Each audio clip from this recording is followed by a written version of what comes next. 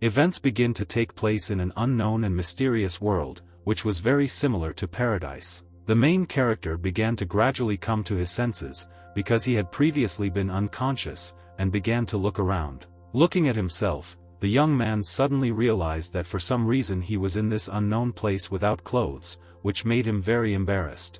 Raising his head up, the boy noticed that someone unknown began to approach him, and this frightened him very much. In front of him stood an unusual man who looked very much like an invisible deity with wings behind him. Coming closer, the mysterious man said that the young man really looked very good. This reaction from the stranger scared the guy very much, and he wanted to understand who this guy was and what place he ended up in.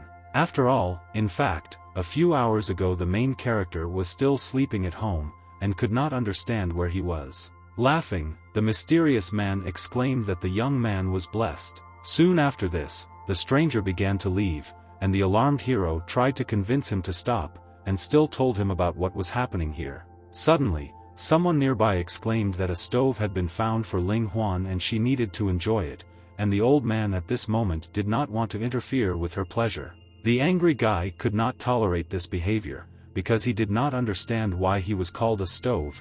He did not even need to think about it to understand that it was something bad. Suddenly, a mysterious girl appeared in front of him and immediately approached him as close as possible. The stranger blushed very red when she was very close to the hero, and he also did not understand how to react to such provocative behavior. Looking at the girl, the smart guy immediately realized that her name was Ling Huan. Getting incredibly close to the guy, Lin ordered him to lie down, because she wanted to do something. Something began to happen, and the main character experienced incredible pleasure, because a real goddess was next to him. But due to the fact that he was a human, even taking into account the fact that she was a goddess, he still wanted to be on top. Because of this, he grabbed the girl's hand with all his strength, after which he began to gain the upper hand in this situation. Now an ordinary person was taller than a real goddess, and dominated the moment of solitude. Events continued to take place 10 months later after the main character found himself in the heavenly kingdom. Every time he woke up, it seemed to him that it was all a dream, but it all really happened. Suddenly, someone nearby shouted that the elders had asked for this oven to be executed 10 times already. And in this regard, no one could understand why the saint stopped the elders every time so that the livers would be executed. The unknown deities believed that it was still useless. Sooner or later, he would be killed along with his vile creatures. These words truly angered the main character, and he could not understand why he was treated so poorly. After thinking a little, he became alarmed because he realized that the vile creatures were his children. At that same second, a saint appeared and exclaimed that the insolent people had no right to say this. With a cutting motion of her blade, Ling Huan punished the scoundrels who dared to insult her boyfriend and their common children. An ordinary person could not believe that his beloved goddess dared to kill the deities. For the girl, in turn, this was a precautionary measure so that her boyfriend and descendants would not be killed. The worried young man realized that in any case, it didn't matter, and he wanted to go to bed, to get some rest, and forget this situation. But as soon as he lay down in bed, the goddess immediately turned away from him, because she no longer wanted to use him for its intended purpose. Seeing the girl's reaction, a little embarrassed, the guy exclaimed that he would like to see their common children. Without hesitation, the goddess turned around and asked him to come with her. Feeling a strong feeling of awkwardness, the main character covered himself with a towel and began to run after Ling Huan. The young man was still very worried about who was born, a boy or a girl, or maybe twins. As it turned out, the goddess was actually able to give birth to 7 children at once, and this really surprised the man, because he could not believe these words,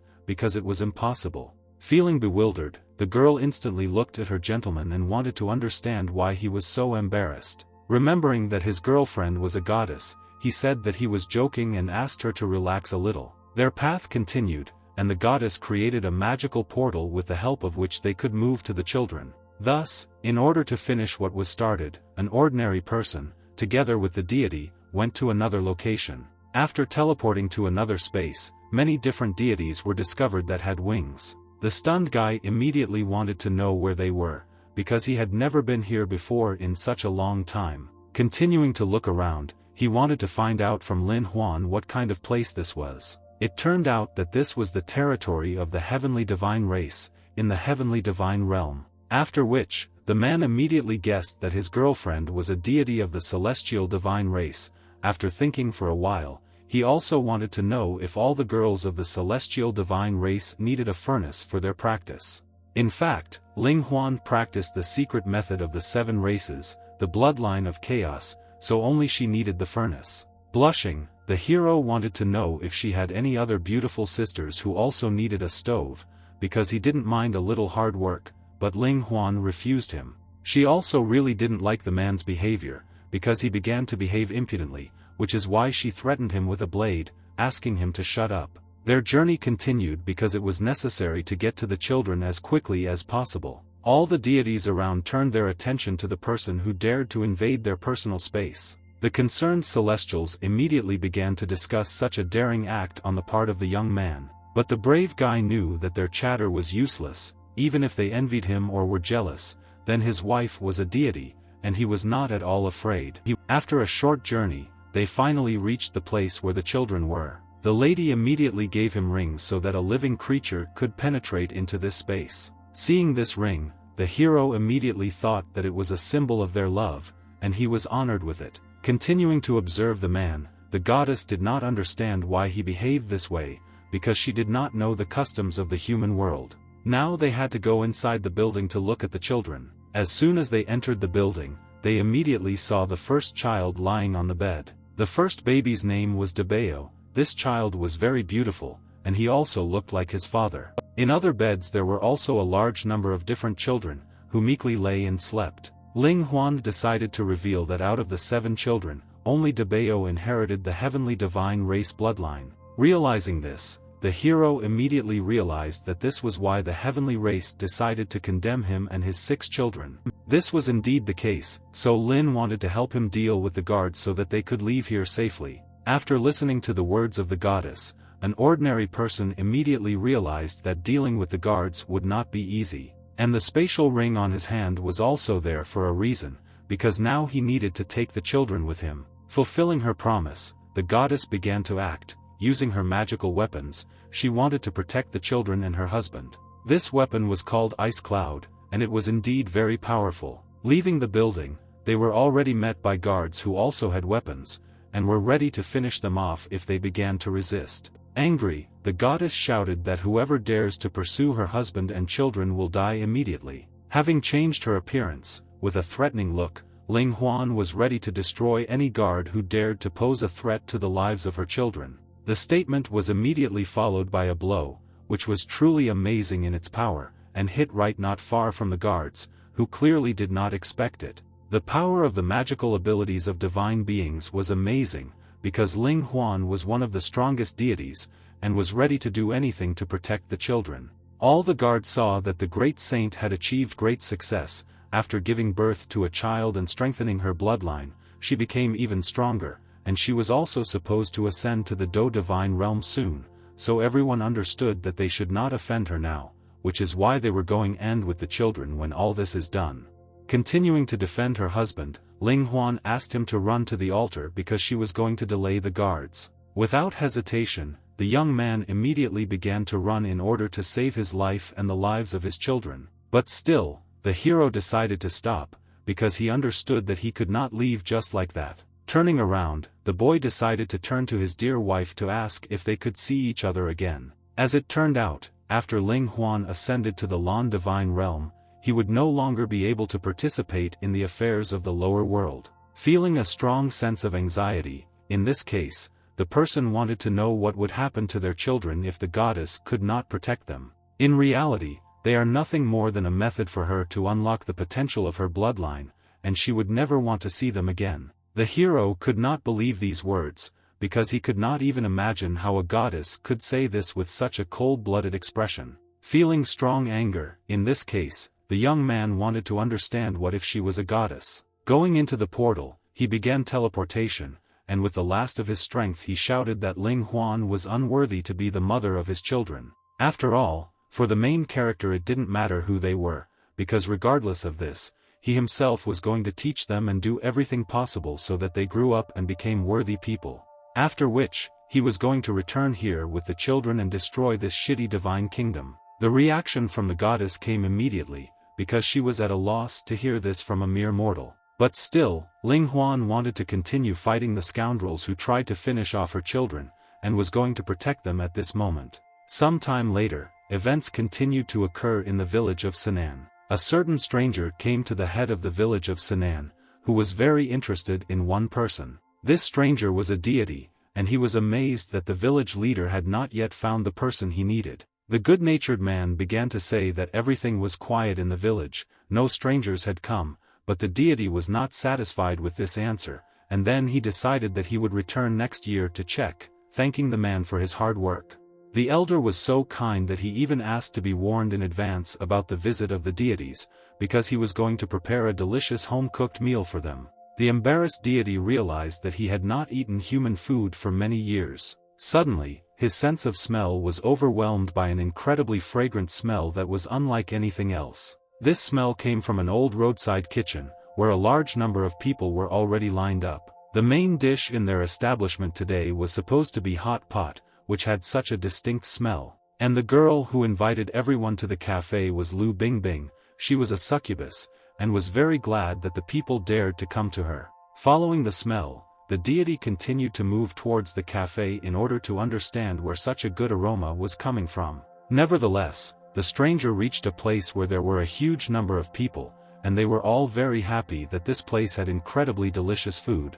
The smart servant of God began to hide his wings in order not to stand out in the crowd. A huge crowd of people shouted that they wanted to try the dish as soon as possible, and could not resist standing in line. There was always a long queue at this cafe because the dishes were incredibly tasty and in demand, and also very strongly aromatic, because it was by the aroma that visitors could understand whether the dishes were ready for sale. The dumbfounded servant of God wanted to understand what it was that smelled so delicious. But Lu Bingbing did not want to answer this question, and ordered her not to ask anything, but to simply stand in line. As if enchanted, the divine being instantly began to run to the end of the line in order to stand in it and wait for his opportunity to eat. Some time later, the mysterious stranger finally came to his senses. Looking at Lu Bingbing, he couldn't understand that he was completely confused for a moment. After all, in his eyes, she is a little girl, and her bloodline of the succubus race is so pure.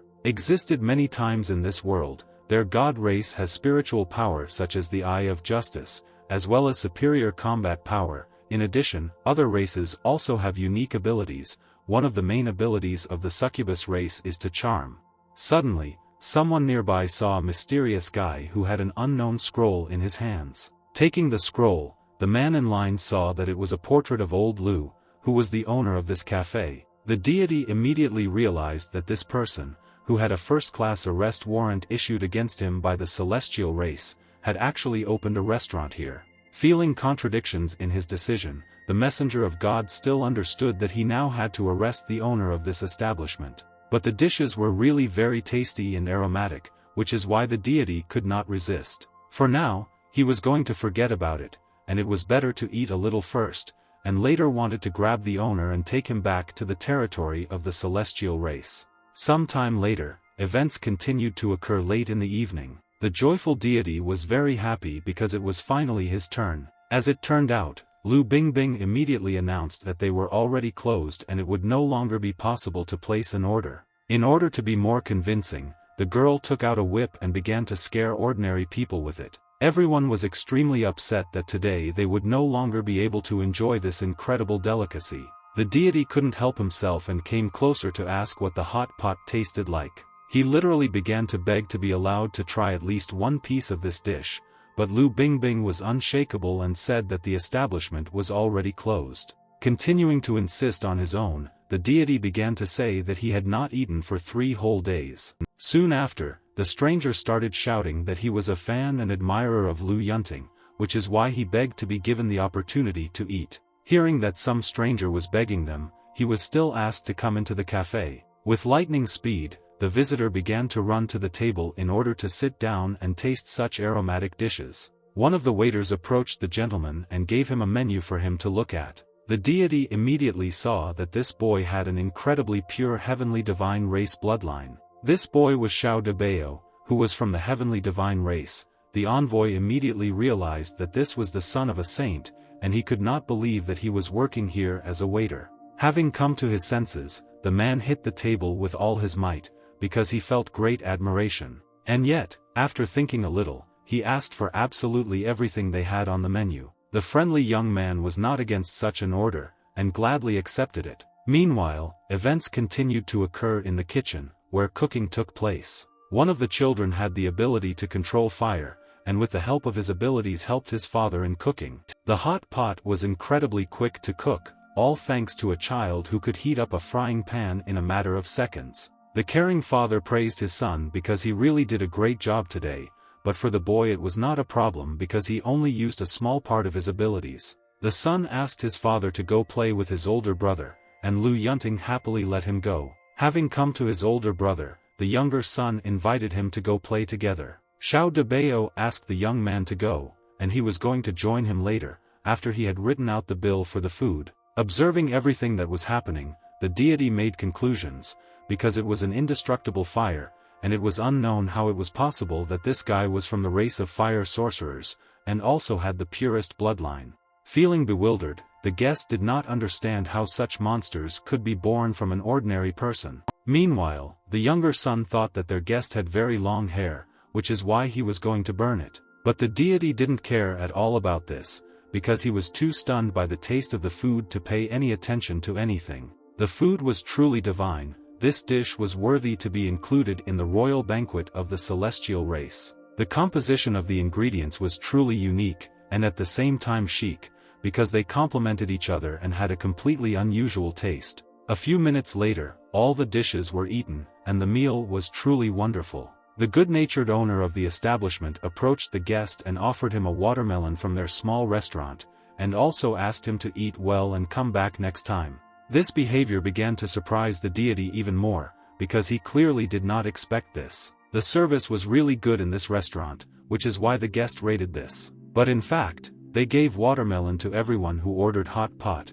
and this is just service, as well as a tradition of their restaurant. Looking at the scroll, the man thought that the guest was really his fan, because it was really surprising that the stranger had a poster with Lu Yunting's face on it. One of the children decided to look at the same poster to make sure that it was really his father's fan, but as soon as he picked up the poster in his hands, he immediately saw that it was an arrest order issued by the heavenly race. The worried young man immediately began shouting to his father that it was a arrest order issued by the heavenly race. And this scoundrel who is their guest turned out to be a soldier of the celestial race who came to take away their father. Angry, Lu Yunting grabbed a knife and shouted to his children that the heavenly race had come for their father. The third child, Xiaolan, immediately arrived on the scene in order to help her father in such a difficult situation, because she was an elf. Lu Bingbing wanted this to happen and also arrived at the scene because she did not intend to let anyone grab her father. A fifth child named Lu Chun also arrived to help,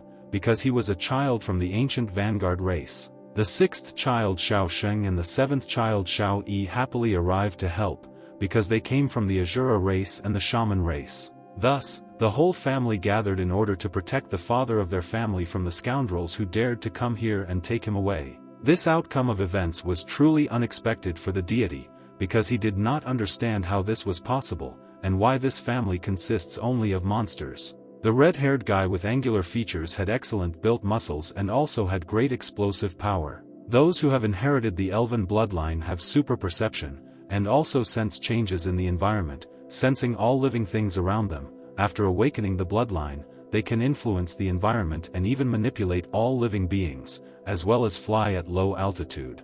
Continuing to fight, Xiao Lang began to deliver a crushing blow in order to scare away the deity. For the guest, this blow was indeed very dangerous, because only with the help of one such technique could a celestial being suffer. The worried scoundrel exclaimed that their entire family consisted of only a bunch of monsters. The representative of the divine race also began to act, and he was ready to protect his father to the last. This also surprised the villain very much, because the young man had already opened his eye of justice at such a young age. Xiao Debao's attack came from afar, and he didn't even do anything to attack. The crushing blow was materialized, which is why it was not used physically, but only mentally. The saint's son had a bright future. If this was told in the great to the elder, then it would definitely cause shock to the entire heavenly race, and the deity understood this. The insolent man began to shout that if the saint's son went with him, he would spare the rest. But the angry children did not even want to listen to this,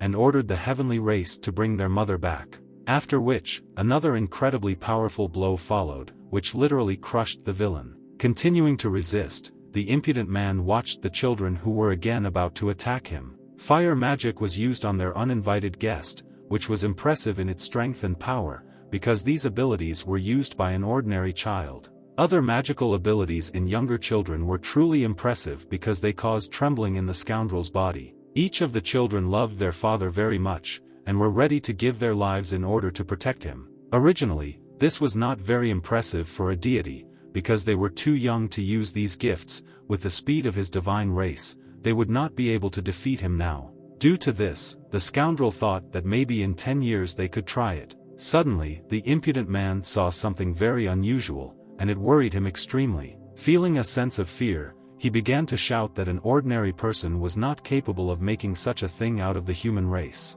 Lu Yunting was able to use the eye of justice of the heavenly divine race, with which he was going to finish off his enemy. The attack followed immediately, and the main character hit the impudent deity with all his might. The children also did everything they could to help their father and launched devastating attacks with him. Many types of attacks were used to finish off the impudent deity. The impressive power of each of the magical abilities was used to carry out this battle. After a few minutes of fighting, the impudent man was trapped, and it was necessary to finish him off. A super powerful representative from an ancient race was about to do this, and gaining momentum, he wanted to strike. From the power of this blow, the impudent person who dared to come here flew several tens of meters to the side. One of the strongest sons also decided to attack, and using all his strength and muscles, he struck the deity straight in the face. Experiencing severe pain, the impudent man continued to resist, because he did not want to be defeated in this battle. But the children were so strong that they were able to wear him down, which is why he could no longer fight, and the main character dealt the final and decisive blow. As soon as the strongest blow was delivered, the battle immediately ended, and the deity fell to the floor, after which it did not move anymore. This didn't seem enough to one of the children, and he decided to break the egg right in his opponent's face. It was one of the daughters who threw a large round egg at him so that he would get hit in the face. Thus, the deity that dared to appear in the human world was defeated. The little girl uttered the phrase that everything in this world will be forgotten and disappear, after which the soul of the deity began to leave his body. And finally, one of the youngest children finished the ceremony, and the father sincerely believed that she was truly magnificent. Now the children needed to clean the house, and Lu Yunting was going to go throw out the trash. Having caught the impudent man, the owner of the establishment wanted to take care of paying the bill for him. Because of this, he began to take off his clothes in order to later sell or use them. As if nothing had happened, the man continued to throw out the garbage and began dragging the scoundrel. Night had fallen, and they were in the forest, not far from a small lake. The hero put the deity on a small raft and bowed before him, saying that they were sorry that everything had turned out this way. After all, in fact, he did all this for the sake of his children, and therefore he hoped that the kingdom of heaven would understand him. Pushing aside a small wooden raft, he wanted the deity's body to float down the river. And so it happened, because it was a rite of farewell to the deceased. Thus Lu Yunting honored his memory. Turning around, the man saw a stranger who was approaching him every second. This phenomenon was truly surprising, because he did not understand that a person from the succubus race had forgotten here. The girl representing the succubus race continued to stand not far from the main character. Concerned, Lu wanted to know from the eldest sister whether she was a ghost, and indeed she was. The succubus smiled and decided to ask the man if he was afraid of her. In fact, the hero was not afraid of her, because he had enough courage for Sadako herself to go on maternity leave. That is why the mysterious stranger asked him to come closer, and this made the man even more embarrassed. While waiting, the scoundrel wanted the man to come as close as possible. Suddenly, waving her whip, she shouted that she wanted Lu Yunting to die. Suddenly, the girl had a very strange feeling, because she realized that something was wrong here. Because her enemy was able to dodge, and she was completely unable to move anymore. Using the eye of justice, the main character easily decided to defeat his opponent and destroy him. A lightning strike struck the demonic creature, which began to scream in pain. Sighing heavily, the succubus realized that her magic did not work on this man. Lu Yunting admitted that this succubus has a very weak seduction technique. Lu Bingbing's skills are much better than hers, and she tried to seduce a man who has 7 children from the goddess, then also one who has crossed a huge ocean and is almost fearless. These words angered the girl even more, and she again wanted to attack, although she understood that she could be defeated in this fight. The attack came immediately, and the succubus began to act. Using her whip, she made sweeping movements and tried to attack. The hero did not appreciate such an act, and ordered her to stop forcing him to do it again, because the melon, which was strongly squeezed by hand, must be fresh. The succubus couldn't understand what an ordinary person was talking about and continued to attack. Meanwhile, the boy had already managed to escape and, as if nothing had happened, hid in the bushes. After which, he wanted to make a surprise attack, and at the same time he understood that even if this succubus wanted to be the mother of his children, he will never agree with this anyway. The demonic creature shouted at him not to even dream of such a thing, and the brave warrior began to use his magical abilities. Using his hand, the man began to harness the power of the ancient race. Namely, the Titan's fist. His hand increased several times,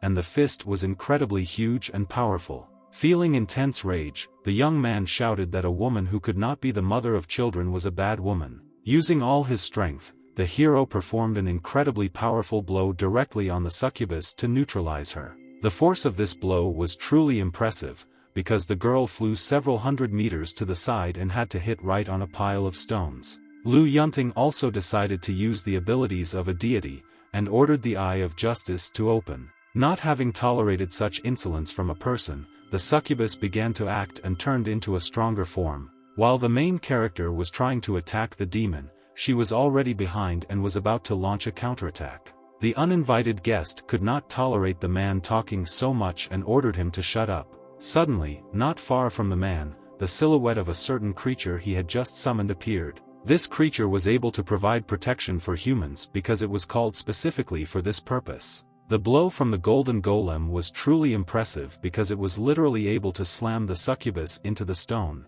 The demon could not understand how this was possible and why an ordinary person had such powerful abilities. With the last of her strength, the girl wanted to understand how an ordinary mortal could be so strong. The smart guy still decided to explain something to the scoundrel who wanted to kill him. Namely, he decided to say that he learned all these techniques from his children. The demon did not like this behavior, and she shouted that she would not tolerate such behavior towards her anymore. As it turns out, he really just wanted to see if the succubus had anything interesting that he could give to his children. Because of this, the hero began to examine the body of the succubus to find out where they usually store their things. The succubus pointed her finger at some kind of vessel and said that they put all things in it. Without hesitation, Lu Yunting grabbed him and said that he would thank his children on her behalf. The girl was very upset that her own equipment was taken away from her, and the man didn't even pay attention to it. Leaving home, Lu only thought that Lu Bingbing would finally have her own equipment.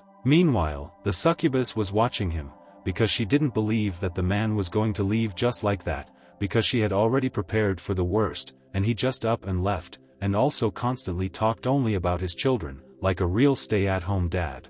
Feeling very angry, the girl tried to calm herself down, saying that she was not angry because of this fool. Unexpectedly, the succubus developed a hologram so they could communicate with their comrades. One of the brothers exclaimed that he had everything ready and the girl could return. The lady said that she forced her opponent to retreat, but they would return soon, but the comrade did not believe in this, because if you look at her face, which is all covered in dirt, you can immediately guess that he passed through her without any problems.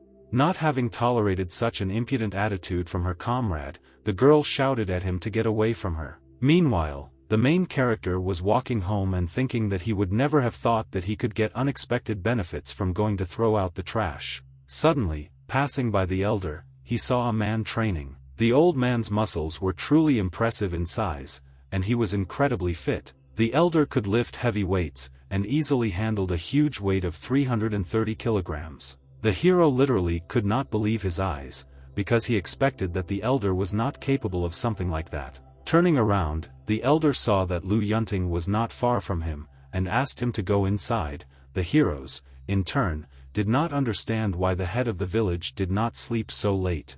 The old man explained that when you get older, a lot of worries appear, but they all go away when you lift iron, and the young man had never seen the head of the village work so hard before. This was indeed unusual for the old man, but he could not do anything about it, since in recent days more and more strange people have been coming to their village. Turning to the guy, the elder decided to find out if one day his children needed protection, whether he would fight if his life was put on the line. Without hesitation, Lu Yunting replied that he would certainly fight for his children, but smiling, he also exclaimed that he thought they would not need his protection. The village leader also wanted to know from the guy, if one day this village needed protection, would he fight if his life was put on the line? Lu Yunting shouted again that he would certainly do it, although, he still thinks that there will be no need for this either. In this regard, the elder turned to the guy, saying that if this village was ever in danger, then he should not try to help, but should take his children and go away. After which, the old man decided to hand over the wine, and then he would assume that Lu Yunting agreed with his words. Such a request really surprised the main character very much, because he did not expect that the old man would refuse help. The good-natured old man asked not to worry about him, and decided to say goodbye. Leaving the elder's house, the hero understood that, no matter what, he must first return home. Still, he decided to drink the wine that the elder gave him, after which he headed home. Returning home, the father immediately saw that his children were very depressed. The worried hero did not understand what happened to the guys, and why they behaved this way. Then he decided to ask elder brother Su what happened here. As it turned out, the protagonist's child was kidnapped. Experiencing strong rage, the hero could not believe what he heard, because he did not understand who dared to kidnap his child. Some time ago, elder brother saw a group of beautiful women carrying an unconscious Xiao Shen. The father still could not understand how the older brother could allow this to happen, but the man insisted that he realized that he was not a rival to such enemies. So he ran to the other children to warn them and also to prevent them from being kidnapped. One of the sons admitted that this uncle was desperately trying to stop him. If his older brother had not explained everything to him, he would have believed that he was on the side of the bad people. Another son also exclaimed that his uncle was afraid that if they followed them they would be ambushed by the enemy, and he believed that this decision was the right one. Lu Yunting still decided to thank his elder brother for taking care of the children, but his uncle was sure that he was a very good father and was so worried that he would easily save Xiaoshen from danger. As it turned out, the hero was actually more worried about the beautiful women who kidnapped Xiaoshen. After all, in fact, his son fights quite well, but these scoundrels somehow kidnapped him. With all his might, the caring father began to run in the direction where his son had been kidnapped, shouting to leave his child alone and attacking him. Watching their father, the children did not understand when he would grow up. Meanwhile, the chase continued, and the main character followed the tracks to the crime scene. Snatching one of the chickens on his way, Lu wanted to learn something from her. Namely, did the chicken see how the child was carried away by a group of women, but the chicken began to wave its head. The next hen was also captured a few tens of meters later, because the man wanted to ask her if she had seen the child being carried away by a group of women. An alarmed hen shouted that he was going the wrong way as they went in a different direction. Feeling very anxious, the chicken also shouted that these were female succubi from the Scarlet Devil's cave. They grabbed the child and took him inside the cave. Throwing away the chicken, the hero shouted that his child should not be afraid, because he would come and save him. Some time later, events continued to occur in the Scarlet Cave. Many succubi turned to the master, saying that they had returned. Observing the young man who was brought into the cave, the master immediately discovered that he was very strong. It seemed that the master's instructions were not wrong, his vision had indeed led them to majestic power. This child's bloodline has already awakened to a certain extent. In a few years, there might not even be a few rivals for him on the entire continent if he fully awakens his bloodline. The master couldn't wait to absorb his natural strength and bloodline. Because of this, the woman ordered to take this guy and take him to her chambers. Some time later, events continued to occur in the main character's house, and it was already morning. The children continued to wait for their dad, and did not understand why he was taking so long to save one of the children. Some of the children began to get very worried, because they assumed that their father had been captured by the mysterious women. Realizing that there was work to be done, Xiao Debao exclaimed that today they were opening business as usual, and they should all go to the kitchen and prepare. Each of the children began to prepare in their own way. Xiao Debao began to wipe the tables so that the guests would have a pleasant time sitting in the restaurant. The child with the ability to call fire set the stove on fire and began to heat the frying pan in order to start cooking. One of the girls ordered the chickens to be reborn because she wanted to sacrifice them in order to prepare delicious dishes. The chickens were really in deep confusion, because they did not understand why they had such a difficult fate. A few minutes later, all the chickens were ready for cooking. The household child ran to carry all the chicken carcasses and start preparing food. Together, they did everything that was necessary for the restaurant to continue operating as usual. The smart children were incredibly smart, and they were going to continue their life's work, no matter what. At the same time, events continued to occur near the mountain. The hero understood that this place was too far. He ran here for so long that even dawn came. Sighing heavily from shortness of breath, Lu Yunting promised himself that next time he would no longer come to save his children. Soon, he nevertheless approached the Scarlet Cave, where the devil was supposed to be,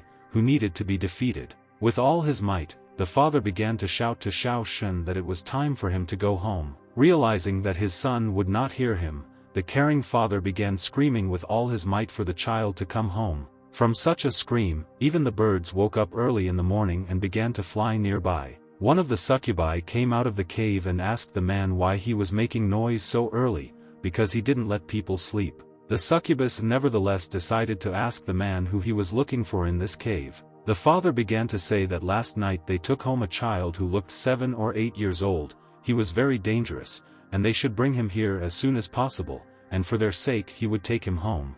These words only amused the succubus, and she began to laugh, after which she asked the man if everything was okay in his head. The hero decided to say for the last time that the child should be brought here as soon as possible. But the demon did not listen to his words, and ordered the man to return, because here he had nothing to worry about. The caring father understood that he was forced to refuse the succubus and continue the search for his child. After all, he came here to save the succubi from his son, and not vice versa. Using the power of the ancient race, the Titan Fist, Lu Yunting began to strike the entrance of the cave with all his strength. I don't understand what's happening. The succubus couldn't believe her eyes that an ordinary person is capable of this. The blow was so powerful that the girl fell into the abyss and could not offer any resistance. Father sneaked into the cave and shouted at Xiao Shun to hold back his fifth because dad would take him home soon. Meanwhile, the devil himself was not far from Xiao Shun, and some kind of ritual was about to begin. The follower of the Scarlet Devil was going to perform a ritual in order to absorb all the power of this boy. Bowing down, the succubus told her master to allow her to begin the ritual and extract his power from the holy child.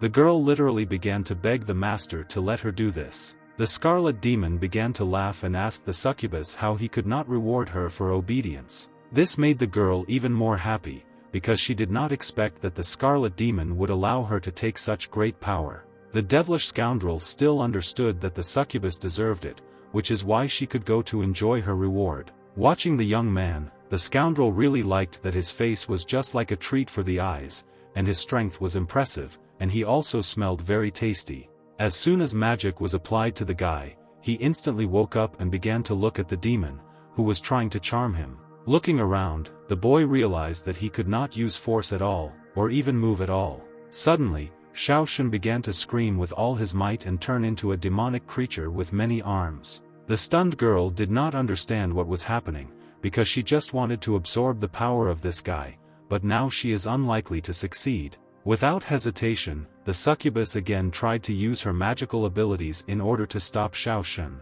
But soon, the lady realized that she simply could not do this, and the ceremony was interrupted. The embittered boy began to turn into a demon, and was easily able to break the chain that was on him and was holding him back. Not understanding what to do in this situation, the girl simply continued to watch everything that was happening, and did not know if she could survive. The young man was literally furious because he felt that the succubus wanted to get his power, and now he could give absolutely all his power to her. But the girl could not withstand such an influx of power, which is why an explosion of incredible power occurred at the scene. Thus, the succubus was easily defeated and no longer existed. The smug guy continued to watch everything that was happening, and was very glad that he was able to defeat the impudent girl. Starting to laugh, the being inside the guy understood that he should thank this woman, because she turned out to be very useful. Having tried to escape, the demon realized that he could not do it. This was not possible because the body could not overcome even such a low-level seal. It didn't matter where the topic was, because the next time he woke up, no one would dare to oppose him. Having turned into a human again, Xiaoshun decided to go to sleep so as not to attract unnecessary attention to himself. Meanwhile, events continued to occur on the surface, where the main character fought with succubi, and it seemed to him that now he was like those legendary heroes from fairy tales. The man was literally begging to be let through because he was truly here to save all the succubi. But the girls really didn't care, and they were going to protect the Scarlet Cave and kill all the invaders. The fight continued, and Lu Yunting continued to fight the arrogant demons in order to save his son. He also asked the succubi not to create problems for themselves because he was truly here to save them. In any case, the succubi did not want to listen to him, and continued to fight until the last. The man's strength was truly impressive because he could easily defeat many of the succubi that stood in his way. I sigh heavily. The heroes also understood that communicating with women tires him very much. Having defeated all the women on his way, he began to move on to his son in order to free him. Having grabbed one of the succubi, the father wanted to find out where they finally took the child they had kidnapped. The trembling, crying succubus shouted that the owner of the cave had taken the child to the sacred altar. Thanking the succubus, the hero threw him straight into the rock with all his might, after which he continued to move on again. Continuing to head forward, the father understood that the owner of the cave should not be afraid, because Lu Yunting came here to save everyone who was stuck in this cave. Bursting into the room where his son was, the father immediately began asking Xiaoshun where the owner of the cave was. Not understanding what was happening, the son asked his father not to worry about him too much because he was fine. A caring man cut the chain in order to free his son, and immediately after that he began to interrogate him, because he thought that Xiaoshun had killed the owner of this cave, but the son began to contradict his father, saying that Lu Yunting should take care of him. Having come to his senses, the man realized that this was indeed the case, and decided to find out why his son was kidnapped, but the guy could not answer this, because he himself did not know. Suddenly, the young man remembered that they were supposed to open the store in the morning, but they were not there. With all his strength, Xiaoshun began to run towards the house in order to come and open the store as soon as possible, and pulled his father along with him. All the succubi were amazed at the incredible strength of the young man, who was easily able to lift the strong Lu Yunting and drag him away. The Scarlet Demon was also watching everything that was happening, and he was literally furious with everything that happened here. From a feeling of anger, the demon even began to burn, as if showing that he was furious. Some time later, events continued to happen in the village. Some men asked the boss why they landed in this wretched village. The boss told them that they came here on the orders of the head. But still, the men did not understand how it was even possible that the hope of their Wuhuan clan would live in such a remote village. Meanwhile, events continued to take place in the main character's house, where his children tried to serve all the customers in the restaurant. One of the daughters saw falling stars and was very surprised that the starfall began in the morning. The smart girl wanted her father to earn as much money as possible, and with the money he earned, he bought her as many sweet potatoes as possible. Suddenly, the girl felt someone approaching her and immediately opened her eyes. In front of her stood several unfriendly guys who looked quite menacing. Blushing a little, the girl immediately greeted the strangers. The impudent men began to enter the restaurant, and the girl tried her best to stop them. The embarrassed little lady shouted that she was not allowed to enter their restaurant now. Jumping off the table, she continued to scream and began to block the way. They say that her dad told her that everyone had to stand in line to eat. This behavior did not affect the boss one bit, and he wanted to continue moving forward. The kind sister told the men that if they stood in line, she would treat them to her favorite sweet potatoes. Angry, the boss knocked the sweet potatoes out of the girl's hands and shouted that this was food for the poor, and she specifically offered it to him to insult his Wuhuan clan from the race of fire sorcerers. Coming closer, another man turned to the girl and said that she should get out of their way, because their older brother had a very bad character. This turn of events made the girl extremely angry, because she did not expect men to be so cruel to her. Feeling very sad, the baby began to cry, because in fact, this was the best food she could offer them. The bandits continued to ignore the girl and began to walk past her as if nothing had happened. All the visitors also began to look at the strangers and froze in anticipation, because they understood that something was wrong here. The looks of the restaurant's visitors were truly murderous, as if they were real killers. Suddenly, behind the villains, someone exclaimed to them to stand still. One of the villains wanted to know where the owner of the restaurant was. The caring brother shouted for the scoundrel to apologize to Xiao Yi now. The strangers even began to doubt that they had come to the right place, but the boss began to convince them that they had come here on the instructions of the head. The strangers were very surprised that the guy in front of them was able to control fire. The boss didn't understand how some kid dared force him to apologize, because no one could force him to do it. The young man was ready for such a turn of events, and asked what he would do if another argument was used in this conversation. The strangers who came here were amazed that such a young guy could wield an undying flame. The bandits looked at each other and realized that the hope of their Yukon tribe must be this child. The stunned boss asked the young man not to waste his talent here, and to go along with his tribe. In any case, this did not calm the guy down, and he again asked the villains to apologize to his sister. At first the boss agreed that he would apologize, but first he wanted the guy to come with him, and then they could come back here, and he would gladly apologize to his sister. This kind of request clearly did not suit the guy, and he was skeptical about the scoundrels who came here. Looking at the criminals, the boy also understood that if they started a fight in the restaurant, it would definitely cause alarm among visitors and villagers, and also attract a lot of unnecessary attention. Moreover, although the flames of the bandits were not as good as the undying flame, but the guy cannot control all the natural power of the flame completely if he fights 1 against 3, otherwise he will not be able to win.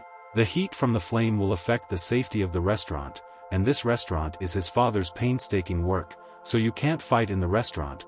If you do fight, you need to find a remote place, which is why the guy didn't agree to go with the bandits. Walking forward, the child decided to go along with the villains, because he understood that the restaurant could not be destroyed. Passing near the village, the bandits thought that this child would walk away gloomy all the way, and something bad might happen if he attacked from behind. Suddenly, immediately after these thoughts, the young man stopped abruptly. The boss immediately turned to him, because he wanted to understand why the guy stood there, because they needed to move on. All this happened because the scoundrel still had no intention of apologizing to him and his sister after a long time. Therefore, the guy's patience finally ran out, and he decided to act. Not understanding what was happening, the boss asked again if his patience had really run out. The villains also could not believe his words, because they thought that he was a simple child and could not do anything to them. Using his magical abilities, the young man shouted with all his might that he would turn all the villains into ashes. The villains really felt a strong heat, and did not understand why it was so hot. Although their Wuhuan flame originally cultivated fire, and they were never afraid of the heat of fire, but none of the scoundrels could have expected that the never-fading flame would be so scorching. Angry, the boss believed that such a rare gift should not have been given to him, because it was cruel and wasteful. By changing his magical attack, the scoundrel wanted to show the young man what he was capable of. The boy was easily able to dodge such a weak and slow blow. The henchmen screamed loudly that the boy would not get away from here, and in any case they would take him with them. I continue to convince the guy that he should just obediently follow them. Gradually, the men continued to surround the guy and shouted at him to stop testing their patience. Watching what was happening, the boss wanted to understand what was really going on with this guy's undying flame. Suddenly, the guy wielding the fiery flame began to transform right in front of the bandits. His eyes glowed with a bright red light, and fire blazed around him. The opponents could not believe their eyes and did not understand how this could happen. The young man again asked that the scoundrels immediately apologize to Xiao Yi, otherwise he cannot vouch for himself, because members of the Wuhuan flame naturally have an affinity for fire and are naturally not afraid of high temperatures and fire, but even the sorcerers from the Wuhuan tribe will find it difficult to resist such high-level flames like immortal flames. No matter how tough their skin is or their resistance to fire, no one can withstand the heat of this flame. The nature of the immortal flame is extremely domineering and tyrannical, and this flame has an extremely high temperature that absolutely no one can resist. Worried, Boss began to repeat that once the immortal flame ignites, it will never go out. If used carelessly, it can even become the end for the one who uses it. Still, the opponents were in despair, because they understood that they could not do anything against such a guy. But the boss continued to insist that the young man was acting extremely stupidly, and that he shouldn't have done it. If the boy continues to use his power, his entire foundation will be destroyed and he will no longer be able to use magic. Due to the fact that the boss had concerns about this young man, he ordered his servants to stop him as soon as possible. Immediately, the henchmen began to use their magical abilities, because from the very beginning to the end they were not going to allow themselves to interfere in this battle, but when they realized that their boss could not resist, he asked them to join in order to quickly stop Xiao Cheng. After all, they are all very strong and high-ranking members of the Wuhuan clan. The current situation could not be ignored, and the most important thing they had to concentrate on now was to quickly stop Xiao Cheng. If the foundation of the future heir of the clan was damaged, then their search and the hopes of many years will be wasted. The heir, in turn, was only interested in having the criminals apologize to Xiao Yi, only then would he be calm. Continuing to attack, Boss wanted to know why the guy was so angry over a simple sweet potato and an ordinary person that he would resort to such a desperate method. Using his magic, the leader used fire grenades that moved towards their target at incredible speed. Xiao Cheng watched everything that was happening and thought through tactics for fighting several opponents. Powerful attacks were launched from all sides, and several opponents were approaching and wanted to attack at the same time. The smart young man easily evaded the first two scoundrels, due to the fact that he jumped several tens of meters up. While tracking the fire grenades, he also thought about how to avoid colliding with them. Using his body, Xiao Cheng was able to easily withstand the fire grenades and withstand their heat. The clan boss couldn't believe his eyes because this youth actually dared to use his body to counter his fire grenade. Still, the bandit had a desire to continue the battle, and he thought about whether this would harm the heir's bloodline. With every second the flame in front of the scoundrel flared up more and more, and he realized that his affairs were bad. Starting to run away, the boss shouted to his henchmen that they should also leave quickly,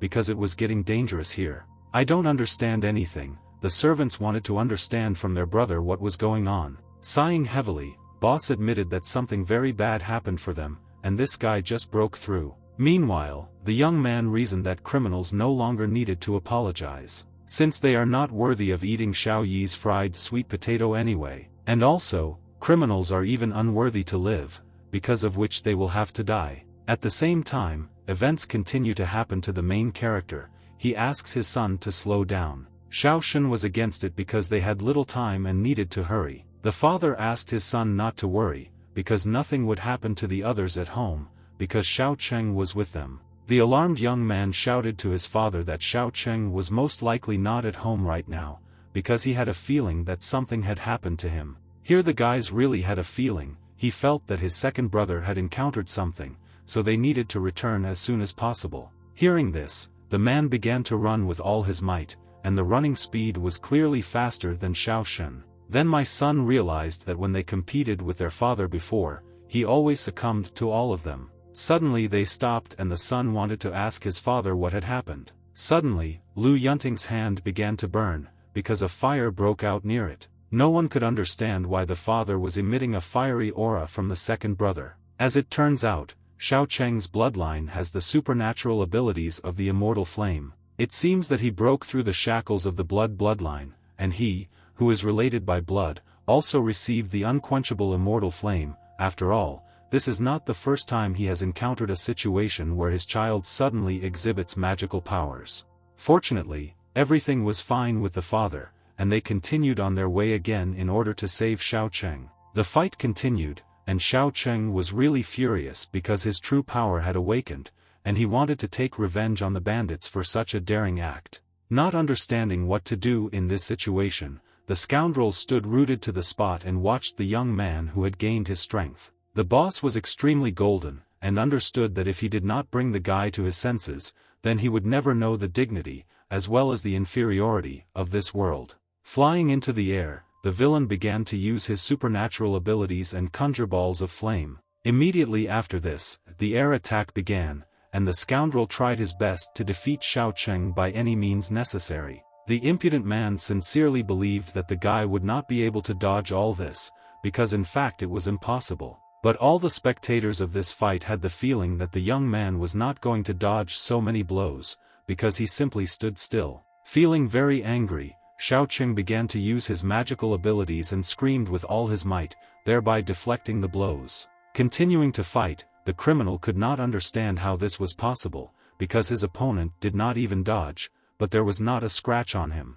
Xiaoqing began to summon his totem animal, which looked like a fire raven, which was extremely angry. The fiery animal was ready to finish off any enemy who stood in the way of its owner. The red-haired scoundrel could not believe it, because his opponent was able to summon a golden raven, which had incredible power. Now the scoundrels realized that they couldn't get away with it just like that, and they had to fight to the last, because this fight would be for life and death. The boss admitted that in 1,000 years of existence, the Wuhuan tribe had never seen such amazing talent, because the fire of the golden crow was summoned, and they would not be able to resist now. The tribe's subordinates immediately wanted to know from the boss whether they would continue to fight in such an unequal battle. Meanwhile, Xiaoqing was preparing to attack, and he summoned a golden crow in order to complete the battle. Raven had unpredictable power because no one had used it before, and this power was truly terrifying. Then the bandits realized that they would not be able to cope with such a strong opponent, and they wanted to run to hell. With every second, the raven moved closer and closer to its enemies, and was ready to attack them, showing its true anger. In order not to die in this battle, the bandits even began to think that if the three of them apologized to the sister of their enemy, they would be spared. Closing his eyes, the boss began to think that they were all already dead, and would never be able to continue this fight again. When the opponents opened their eyes, they found that Lu Yunting stood in front of them, who wanted to know why they dared to bully his son. Instantly the bandits retreated and literally began to beg that their opponents moderate their anger and not kill them. The alarmed boss, along with his people, began to sincerely apologize, saying that they had not bullied his son. But the main character still wanted to know what he was up to and why they came here for Xiaoqing. Trying to remain calm, the alarmed boss began to talk about how they did not abuse his son. The persistent hero continued to watch them, and still wanted to know the answer to his question, because he saw how they behaved in this fight. Continuing to watch Lu Yunting, the bandit saw that judging by his fiery aura, if they really fought with him, they would burn out and not even ashes would be left of them. Experiencing severe stress, the scoundrel continued to try to make excuses in order to survive. Then he decided to exclaim that they were just training. After all, no matter what, this is better than telling the truth. His brothers have never seen their boss, who is not afraid of heaven and earth, in such a state that he cannot even speak clearly.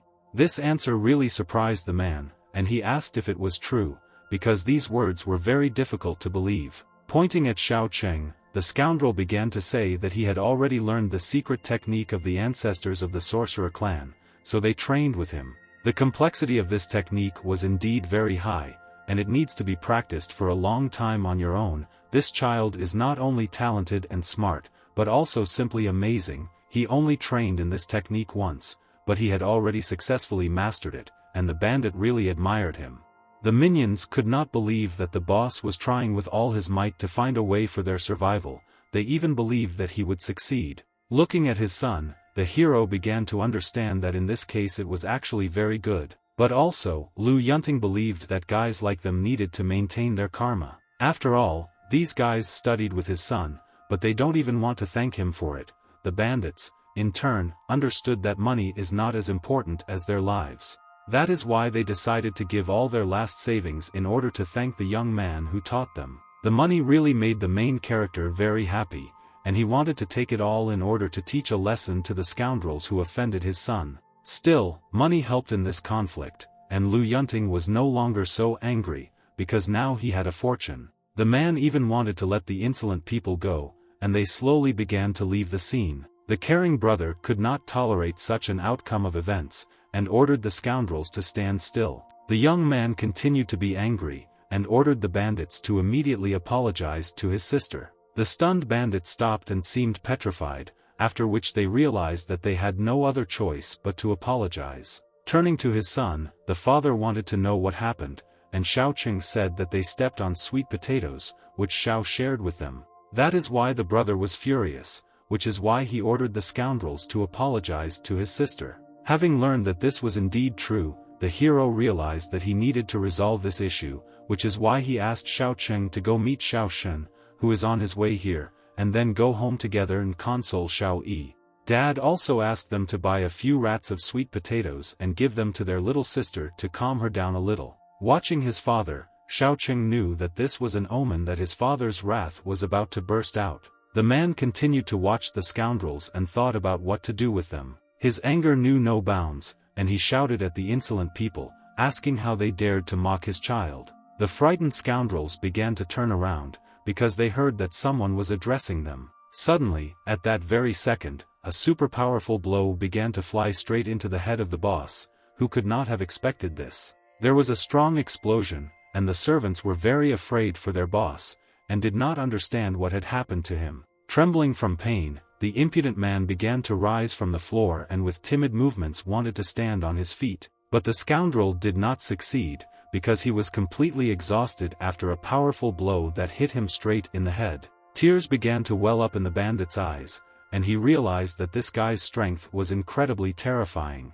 The fire of the golden crow behind him is a level higher than that of that child, and the bandit will not even be able to cope and resist its flames. Having stepped right on the villain's chest, the hero continued to beat him until he apologized. Looking into the bandit's eyes, Lu Yunting wanted to know if he now regretted his action. Swinging his foot right at the insolent head, the main character wanted to make a serious blow that would finish off the enemy. This blow nevertheless occurred, and after it there was an even stronger explosion, which entailed a column of smoke. The clan servants could not believe their eyes, because their boss was defeated, and they wanted to avenge him. Feeling incredible rage, the rascals could not believe that their opponent was able to harm their elder brother, which is why they were going to fight him. The main character, in turn, was much smarter than these scoundrels, and began to use his magical powers in order to resist several opponents. Using a beam of flame, he was easily able to neutralize two villains who dared to attack him. The summoned blow was so powerful that it created a column of fire that engulfed the enemies, leaving them unable to fight any longer. Experiencing severe pain, the enemies shouted that they did not want to die so early and begged them not to be burned. Trying to defend themselves, they again started shouting for Lu Yunting not to come near them and kill them. Luckily for them, the battle was over, and they began to think that perhaps today they could avoid death, because they hoped that this battle would no longer be so painful. The father stood over his opponents and said that now was the time to apologize to his daughter. The exhausted boss barely began to get to his feet in order to apologize to the girl he had offended. The caring man, in turn, felt anger towards these scoundrels, but still told them to come with him. As if nothing had happened, Lu Yunting began to go to his home, and led the scoundrels who bullied his daughter. Meanwhile, the two brothers were walking home together, and passers-by saw that they had bought a very large quantity of sweet potatoes, each of them realizing that now the girl would be very happy indeed, because she loved sweet potatoes incredibly much.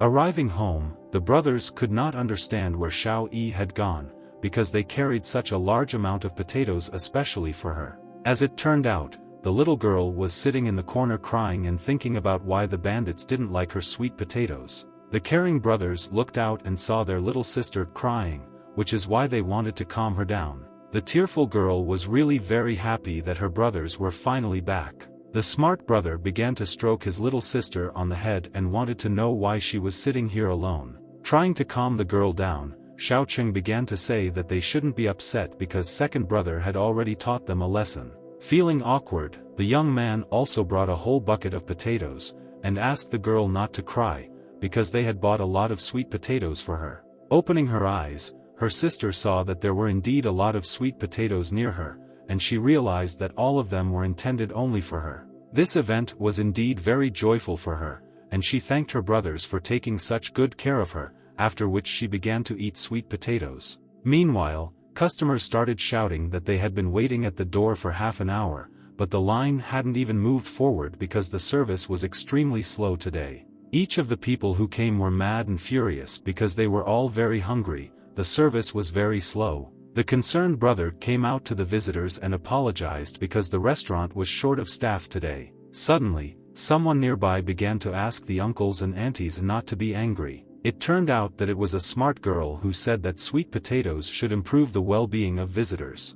That's why she wanted to treat everyone to sweet potatoes. The visitors were amazed by this act and were simply shocked that they would be given a free treat. Each of the people who came here was really very happy, because they thought that Xiao was really a very kind child. She was very cute, and she had an incredibly kind heart. Blushing at people's comments, the girl began to thank her uncles and aunties for coming to them today. Suddenly, someone nearby shouted that he had a very strange and wonderful feeling. This was the cry of the grandfather, who threw away his cane, because he no longer needed it. Continuing to eat the sweet potatoes, the old man said that after he ate the potatoes, he immediately felt like it had regained its youth and muscles began to appear in his arms. Each of the people noticed that their illnesses began to disappear, some no longer had back pain, and their headaches also went away. All of those who tried sweet potatoes felt this. Arriving at the family's house, the bandits were shocked that all the people around them were eating sweet potatoes. It turned out that these potatoes were unusual, and with the blessing of the shaman, which improves physique. And also, thanks to the blessing, it could even improve the mood of people. This girl was truly extraordinary because she did something very impressive. The boss even started crying because he understood that the baby literally blessed the whole village. Little sister was really kind-hearted, and the bandits treated her very badly today. Bowing before the girl, the scoundrels said that they were wrong and sincerely apologized for their cruel behavior, and literally begged to forgive them. Moving a little closer, boss wanted to see if they could also get some sweet potatoes as a treat. Looking at the bucket that previously contained sweet potatoes, the girl tried to feel it to give it to the bandits. But as it turned out, there were no more potatoes left, and they would not be able to get a treat. The girl began to doubt, because if the bandits wait a long time, then they will probably get angry again, and perhaps you can give them the potatoes that are in her hand. But her brothers sincerely wanted to treat her. Then it is not clear what is in this situation. Do it anyway. I want a girl, and there was only one piece of potato left, but she still decided to give it away in order to treat her guests. Having laughed, the boss asked the girl to keep the last piece for herself. Well, then she exclaimed that she had already eaten. In any case, the girl was very glad that she was able to treat them to sweet potatoes, but now she asked them to stand in line and not swear. With all his might, the head of the group began to bite the potatoes to taste their true taste. As soon as he did this, he had a very strange feeling that he had never had before. After biting into that same potato, when he took only a small bite of the hot and sweet treat, his broken arm was immediately healed, and there was no more pain in it, and now he felt the soft aroma and taste flowing straight into his soul. After breaking the potatoes, the boss decided to share them with other members of the group. Although they had previously behaved badly towards the girl, they now understood that she only wanted the best for them. With tears in his eyes, the man realized that his clan of fire sorcerers had lived in the burning demon realm for generations. But their hearts were never evil, and in their souls they were really very kind. Immediately all the men began to cry, and again begged for their sister to forgive them, because they were to blame, and should not have stepped on her sweet potatoes. Watching the strangers, people wanted to understand who these people were and why they were so polite to the girl. Suddenly, the little sister remembered who these people really were, because they were the same men who trampled her potatoes. Still, she wanted to forget about this act, because the second brother had already helped teach them a lesson. Feeling guilty towards the girl, the boss decided to give her a gift so that she would forgive them. "I refuse this gift," the girl exclaimed that she did not need handouts from them. Without listening to the girl, the man still put the ring on the bucket because he wanted to thank her. Once again the scoundrel bowed down before his little sister and began to ask her to accept the gift. All this time, the father was watching everything that was happening, because he wanted to make sure that the scoundrels would really apologize. The caring father was really happy that the performance was quite good, although he originally thought that they would need to be taught a special lesson before they seriously apologized, but he didn't expect them to take the initiative themselves. The frightened bandit continued to watch the man and thanked him for raising his daughter well. Smiling, boss still wanted to know if they could go already, but Lu Yunting asked them to wait. After all, if he let them go, they would no longer cause problems in the village. Because of this, the man wanted to ask his son Xiao Chen to accompany them, but the head of the group could not understand what they were planning again. None of the gang knew who Xiao Chen was, and they were waiting for him to leave this place. As soon as that same boy left the house, the bandits were simply dumbfounded, because they could not even imagine that an ordinary person would have such a huge son. With horror, they finally realized that this Xiao Chen was the child of the same man who had recently beaten them. The huge son decided to turn to the bandits, because his dad asked them to escort them out of the village, which is why they had to move out immediately. Walking outside the house, Xiao Chen decided to say goodbye to the strangers here, and they could walk the rest of the way themselves. As if nothing had happened, the bandits decided to say goodbye to their older brother, saying that they would see each other soon. But Xiao Chen was not an older brother because he was only 7 years old, and this made the insolent people simply shocked. The scoundrels never planned to appear in this village again, and Xiao Chen was really glad that he got it done very quickly. Now he can return home and have a delicious meal. Meanwhile, strangers passed by the village, and they said that the master told them that they would find a special person here, but still they did not find him. These strangers were small children and did not understand how difficult it was to find the right person in such a small village. Suddenly, they saw that a large tall guy who looked like a cultivator was now walking past them. That is why the children quickly began to follow him to see for themselves, but the master told them that they had to catch the child, which is why they first needed to ask Xiao Chen himself if they needed him. 2 children stood in front of the tall young man and began to tell him that they had finally found him. The boy was really amazed, because he didn't understand why they were looking for him, because they didn't even know each other. The children literally could not believe their eyes that such a huge guy was also a child. The girl decided to apologize and ask the stranger how old he would be this year. After thinking for a while, Xiao Chen exclaimed that he would be 8 years old this year. Looking at each other, the children realized that they had found the very child they had been looking for so long. One of the impudent children began to drag Xiao Chen, saying that he urgently needed to go with them.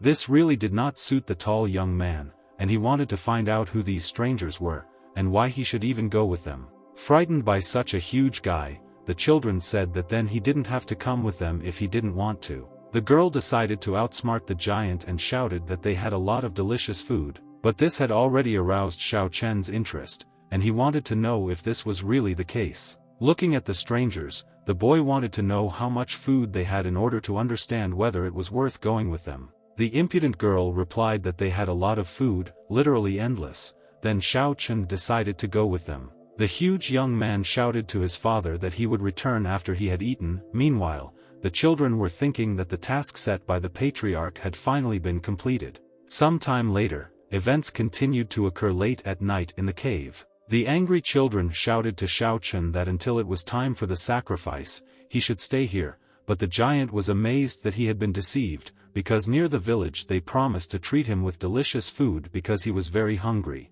The cheeky child said that he had lied about the delicious food, and was amazed that the giant actually believed it. Rising to his feet, Xiao Chen wanted to know if he had really been lied to, because if so, he would immediately beat up strangers. Instantly the children began to run away because they had forgotten how strong the giant was. A few hours later, Xiao Chen continued to sit in the cave, waiting for the children who were supposed to bring him food, but they still weren't there. Sighing heavily, the boy realized that he was very hungry, and he needed to do something about it. Looking behind him, Xiao Chen saw many varieties of food that smelled very delicious. He was immediately happy because he saw that the children had not lied to him, and there really was a lot of different food here. The young man immediately began to eat everything he could get his hands on in order to get enough. In a matter of seconds, he could literally eat all the food that was in this cave. At the same time, the children continued to carry food, saying that the giant needed to eat as much as possible.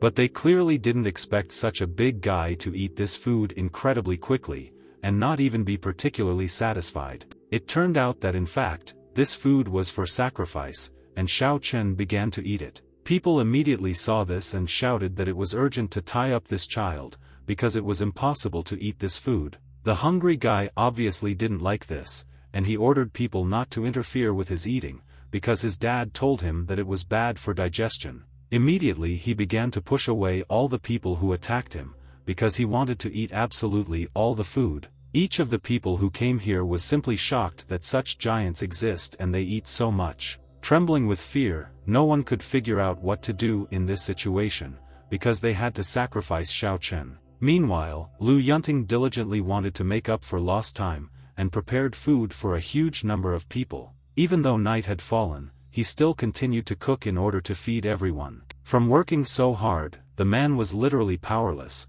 because his new invented method of cooking is indeed convenient, but the children also need to be taught so that they can improve their skills.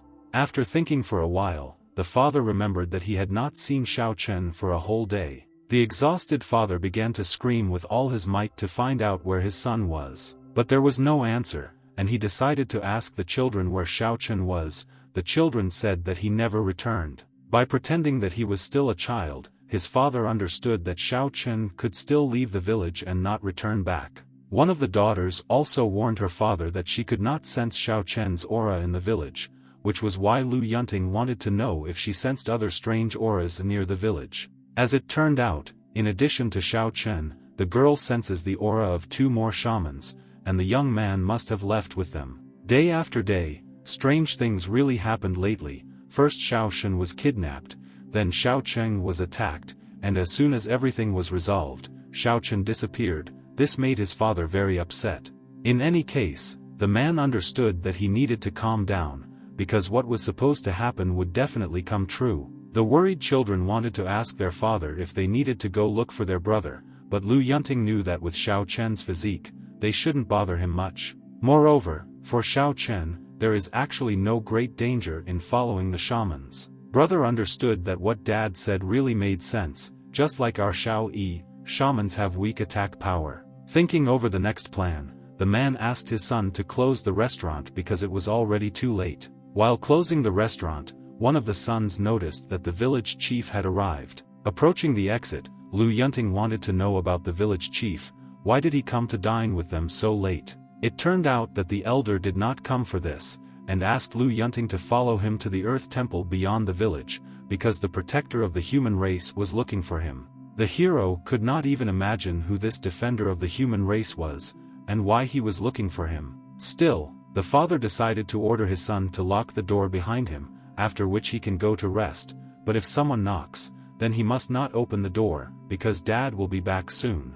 To catch up with the headman, the hero began to run after him with all his might, because he wanted to find out what this defender of the human race really wanted from him. Approaching the headman, Lu Yunting wanted to know why the defender was looking for him and what he needed. The man also understood that the village headman seemed to be already familiar with this place, but this was not surprising, because the village was not so far from this temple. Events continued to happen an hour later, and the village chief was still walking at top speed, and the main character was already very tired. A few minutes later they finally arrived at their destination. Overcoming fatigue, the guy began to look around to understand what kind of deserted place this was. Also nearby was a very gloomy house that literally scared the man. Stunned, Lu Yunting wanted to find out from the headman whether this was really the place where they needed to come. Knocking on the door, the village chief used his wand to open the door for them. Meanwhile, the hero was thinking that the old man knocked on the door not with his hands,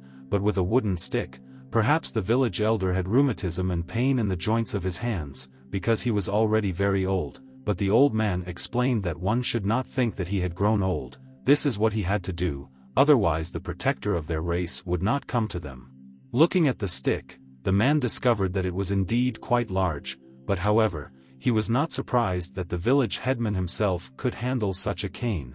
Suddenly, a flame broke out in front of the guests, and the door gradually began to open in front of them. After which, a mysterious man appeared who had a very strange appearance. This turn of events greatly surprised the hero, because the defender of the human race is a fat middle-aged man. The man was very surprised why his guests did not rush to bow when they saw the guardian of the human race. Lu Yunting wanted to find out from the old man whether this was really the protector of the human race. The old man immediately confirmed this. Heroes was still shocked because he believed that the protector of the human race should be majestic and beautiful like him and have a heroic aura surrounding him. The old man continued to say that he really protects humanity, but the guy only asked to look at his appearance. If he protects humanity, he should not be so distracted by food.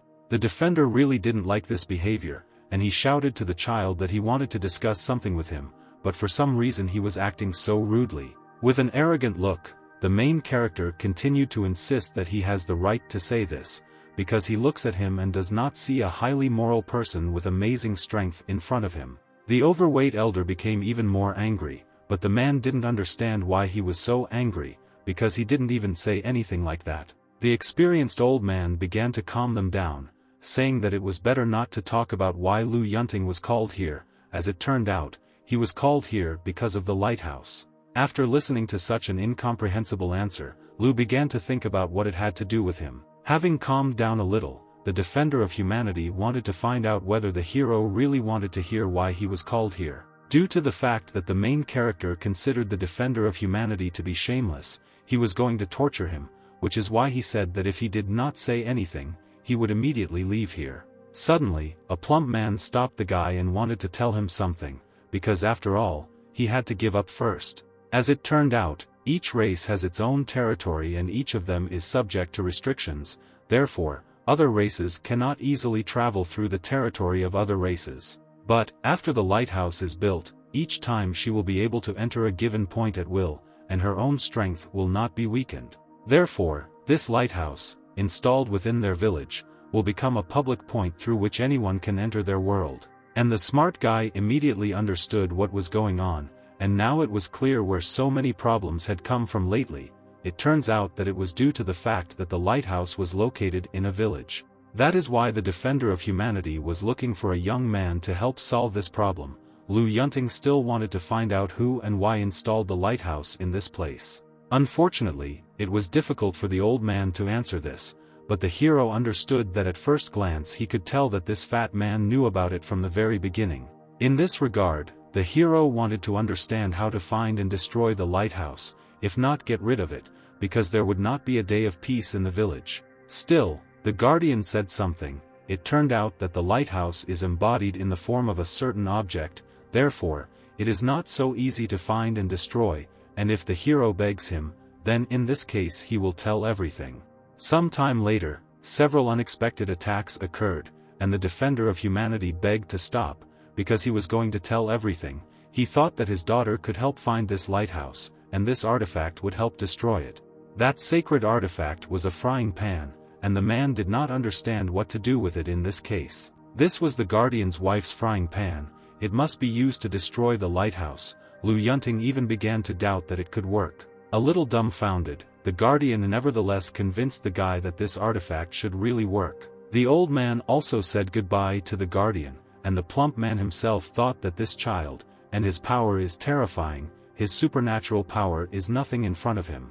The guardian of the human race was so overwhelmed by him that he didn't even have the chance to fight back. Perhaps it was not in vain that he gave the frying pan to his wife, because Lu Yunting could really save this land. The village chief still had work to do, so he decided to say goodbye to the main character, and the good-natured boy waved his hand in response. Still, the smart young man decided to open the frying pan and wanted to find out whether it would really help destroy the otherworldly beacon, or whether this defender of the human race had deceived him. Fortunately, it was indeed an artifact. Now that he had found a solution to the problem with the beacon, without a doubt, he needed to destroy it today. At the same time, one of the daughters felt a familiar aura and realized that her father had returned to the village. The alarmed father asked his daughter to help him, but the girl did not understand why they should go somewhere, because it would soon get dark, and it would be very late to go somewhere. The father did not listen to his daughter, and dragged her along with him,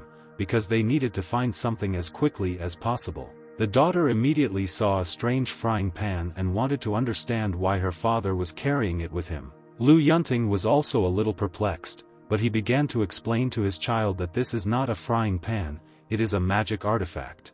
That's why he asked his daughter to help him and check if there were any strange auras nearby. Using her magical abilities, the girl began to scan the space to see if there were any suspicious auras nearby. In a whisper, Lu Yunting decided to turn to his daughter to ask if she felt that someone was watching them. It turned out that not far from them there was a scarecrow, which was quite strange in appearance. Taking the frying pan in his hands, the main character exclaimed that he had finally seen the root of all the troubles that had been happening lately. It was all this fucking scarecrow's fault, and he was never going to forgive him.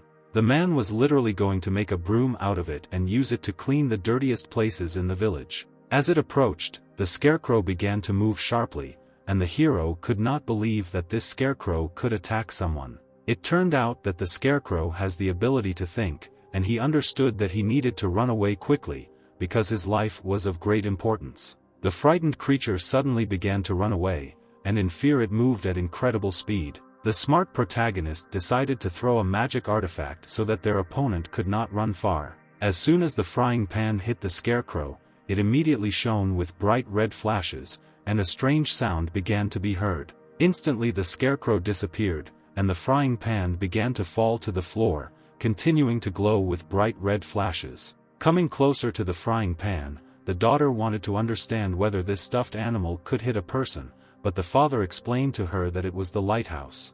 It's because of this thing that they've been having so many problems in the village lately. In this case, the smart girl exclaimed that they had done a very good job indeed. Although it was unexpected, the frying pan of the wife of the protector of the human race turned out to be so powerful that the lighthouse collapsed with just a touch. Now that the lighthouse has been destroyed, it will be very difficult for other times to get here, and even if they come again, they will not have enough strength. Suddenly, something very strange began to happen nearby, and the hero immediately drew attention to it. The fire nearby began to gradually flare up, and had a very strange appearance. The girl immediately began scanning the area in order to check for the presence of someone else's aura. After a few seconds, the girl still felt the usual aura that was nearby. The same aura was at the place where this thing appeared, and it was obvious that the place where the scarecrow disappeared was abnormal. Deciding to come closer, the hero began to reach out his hand in order to touch the fire that arose as a result of the battle with the lighthouse.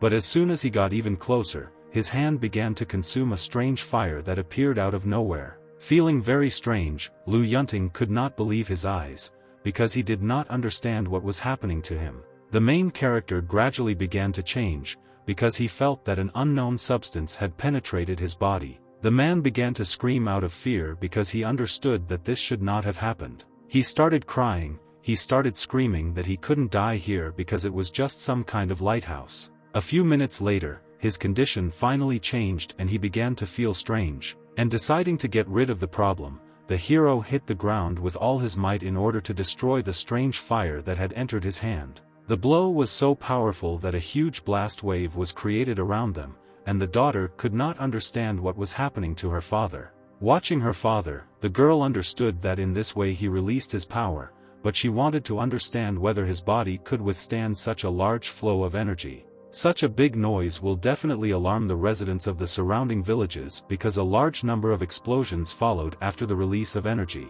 Opening his eyes, the man began to look around to understand what had happened to him. The girl immediately saw that her father had come to his senses and wanted to know how he was feeling. Fortunately, this incident did not affect him in any way, and he was not only completely fine, but also became much stronger. Feeling very anxious, the girl asked her father to look around. The blast waves continued to surround them, and moved in different directions, as if during an earthquake. Suddenly, people behind began to shout, asking who dared to wake them up at such a late hour. Feeling that they were in danger, the father grabbed his daughter, and they abruptly began to run away towards the house. Events continued to happen the next morning, and the girl could not sleep all night because of what happened to her father the previous night, but finally, when she fell asleep, the sky already became bright and she had to get up.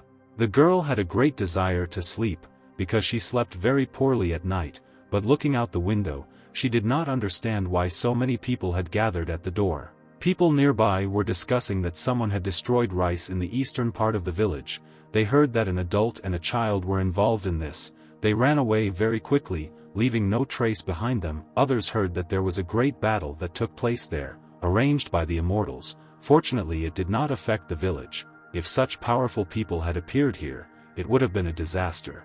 Feeling very awkward, the little sister decided to leave the people and ask her older brother to serve them better. Unexpectedly, one of the visitors asked the girl to give him 5 fried dough sticks. Sighing heavily, the sister realized that she would still have to do this, and she agreed to serve the clients. Suddenly, one of the men approached, because for a moment it seemed to him that Xiao Lan looked like the short man who destroyed the rice field last night. Fortunately, other people also refuted this, because the strength of that person was very terrifying. Still, the girl understood that, of course, it was not her, but it was her dad. At the same time, events continued to occur on the mountain, deep in the forest. The child began to beg someone not to eat the food of his ancestors, which was not intended for him. The giant didn't care about this, because for him it was a pretty tasty snack, which even filled him up a little. The cunning guy had already begun to regret inviting the giant here, because it was very easy to invite him, but it was simply impossible to kick him out. Since this guy came, he had eaten more than half of their supplies. Well, what was even more annoying was the fact that he eats tasty things and throws away everything that tastes bad, and this is what they, the shamans, tried so hard to collect. And this glutton ate absolutely everything, and the guy literally wanted to kill him because of this, because originally, he was prepared as a sacrifice for the shaman tribe, so the shamans could remove the curse of the body, and they would no longer have to wandering around the world with their fragile bodies. But the ritual had not even begun yet, and all the food needed for it had been lost, which is why the guy was going to fight him no matter what. His little sister immediately asked him to forget about it, and it was better to talk about what they should do next with the ritual. There was no more food for the sacrifice, and the remaining half shouldn't suffer from this guy. That's why they need to do something, because if he stays another day, they won't have anything to eat. Feeling very angry, the young man shouted for the giant to quickly leave here for the fifth because they were no longer keeping him here. Looking at his comrades, the giant exclaimed that he could not leave because he had not yet eaten. The cunning children really felt sorry for this glutton to come here, because he had already eaten half of their supplies, and probably could have eaten as much more. The guy literally started crying, and shouted that he shouldn't do this to them, because they would have nothing to eat soon, since he had eaten almost all of their supplies. Sitting down, the giant said that near the village, they promised him that as long as he didn't piss, he could eat as much as he wanted, but he wasn't full yet, so he definitely wouldn't leave. Feeling guilty, the child wanted to know what they needed to do in this case to make him want to leave. They literally begged him to tell them. After thinking a little, the 7-year-old boy said that it was almost impossible, but still, they had one hope, which the giant wanted to tell them about. Pretending that they were very kind and attentive, the couple began to listen to him so that he would tell him what they should do so that he would leave here. The giant's condition was that he wanted to receive a monthly food subscription, only after that he would leave this cave. Meanwhile, events continued to occur in the village. Making serious efforts, the main character began to clean his house so that it was clean. Suddenly, someone behind him spoke to him, asking where brother Lu Yunting was. The man who came to the village had a very important matter to do with the hero. The tired man put down the boxes he had brought with him and wanted to tell him something. As it turned out, he came to ask Yunting for a favor, but the owner of the restaurant replied that his establishment was full of clients and he did not have time to help him. The man literally began to beg the main character to help him. The good-natured guy nevertheless agreed, because after all, he is brave and heroic, so he can help anyone. Chen needed to go away for a long time, so he wanted to ask one of his children to accompany him during this time. Also, his mother is very kind and she won't cause much trouble. According to the man, there shouldn't be a problem with that, which is why he was going to go and talk to the children. The acquaintance really thanked his brother, and in the future, the hero will be able to buy vegetables from the man for only half the price. Realizing this, Lu Yunting immediately agreed to this deal because it was very profitable. Upon entering home, Lu Yunting understood that brother Chen was a good person, and his mother often came to their restaurant and took care of the children, but it was still unclear which of the children he should send to take care of the old lady. Looking around, the father saw that there was no one in the hall, and he thought that perhaps his children were busy and in the kitchen. When he saw his son, he immediately wanted to know where all the other children were. The frightened boy immediately said that he had no idea and didn't know where they were. But suddenly, he decided to whisper in his father's ear that one of the sisters was probably eating sweet potatoes again. Sighing heavily, the man understood that because of her, the restaurant had almost run out of all the potatoes. Once Ling Huan came, she could teach her father how to endlessly create sweet potatoes. Because a few days ago a regular customer came to their table and wanted to try them for the saved potatoes, but he searched the entire restaurant and found only one piece of potato. This piece was then in Xiao Yi's hands, and since everyone was busy working in the restaurant and only one daughter was free, that's why the father ordered his son to go and find the girl who was possessed by the evil spirit of the sweet potato. In a few seconds the girl was found, because she was not so difficult to find, because she was just down the road, and she actually ate sweet potatoes. Not understanding how this was possible, the father wanted to find out from his daughter why she eats so many sweet potatoes. Hiding behind her brother, the girl shouted that she could eat less. Upset, Xiao said that she would not do this again and asked her dad not to be angry. Handing over her potatoes, the girl said that she would not eat them at all anymore. Sighing heavily, Lu Yunting understood that he should not deprive his daughter of her favorite delicacy. Coming closer to her, he asked her to continue eating the potatoes and said that everything was really good. Turning to the girl, he wanted to tell her that the old lady of the Chen family in the east of the village had a lot of sweet potatoes, which is why he asked if she wanted to go to her. The smart girl immediately thought that she would gain the trust of the old woman, and he would steal all the sweet potatoes at night. Then they made an agreement on their little fingers. Such an agreement lasts more than 100 years, whoever breaks the agreement will not be able to eat potatoes for the rest of their lives. That is why the girls need to go to the old lady's house for 7 days to find out where the Tibetan sweet potato is, and when she does this, she must tell dad.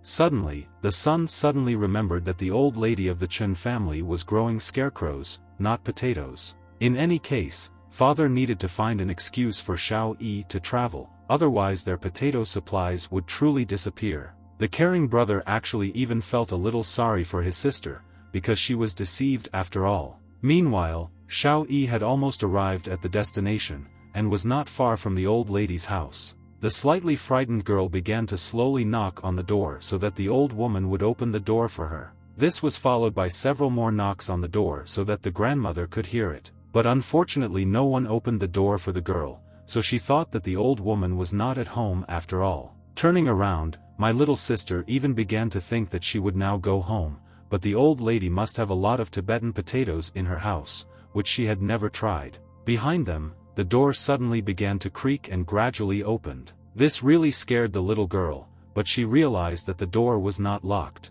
Looking through the door into the house, the girl realized that she needed to find the place where the Tibetan potatoes were stored. Creeping inside the house, someone behind asked why Xiao Yi came here. As it turned out, it was an old woman, and the girl immediately realized that she seemed to have been caught. The girl couldn't believe her eyes that her grandmother was still at home, because she didn't expect to see her here. The alarmed sister immediately began to think that it seemed that it would be impossible to find out about the whereabouts of the potatoes now. That's why Xiao started hugging grandma, because she told her that she came here to take care of her. The cunning child began to speak politely to his grandmother, and was even going to help her return home.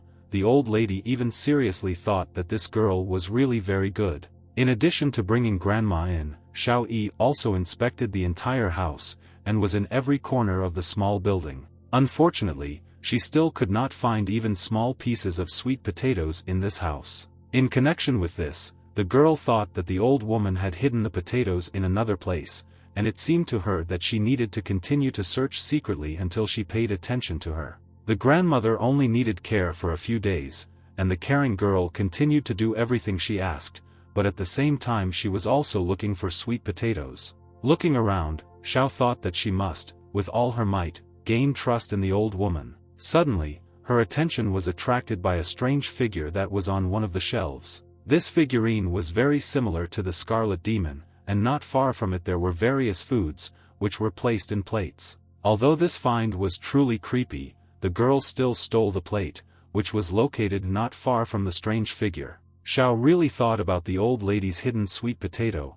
which made her very happy. But the figurine that stood on the shelf was really difficult, because it was the Scarlet Demon. What the girl did revived the demon, and he suddenly began to glow with a bright scarlet light. Vitali's magic rays were not far from his grandmother, and she could not understand what was happening. The Scarlet Demon began to invade the consciousness of the sleeping granny, who, with the help of her magical abilities, penetrated her body. Thus, now it was not the grandmother, but the very demon that penetrated her and could control her body. The insidious, arrogant abode of hell decided to penetrate the body of the old woman in order to fulfill all his desires. Meanwhile, the good-natured girl decided to bring her granny some water. But so far Xiao could not understand what happened to the old lady, because she did not answer anything. It was noticeable that the elderly woman was acting very strangely and did not move. Suddenly, the old lady told Xiao Yi to come closer to her. Feeling genuine joy, the girl asked her grandmother to drink the water she had previously asked for.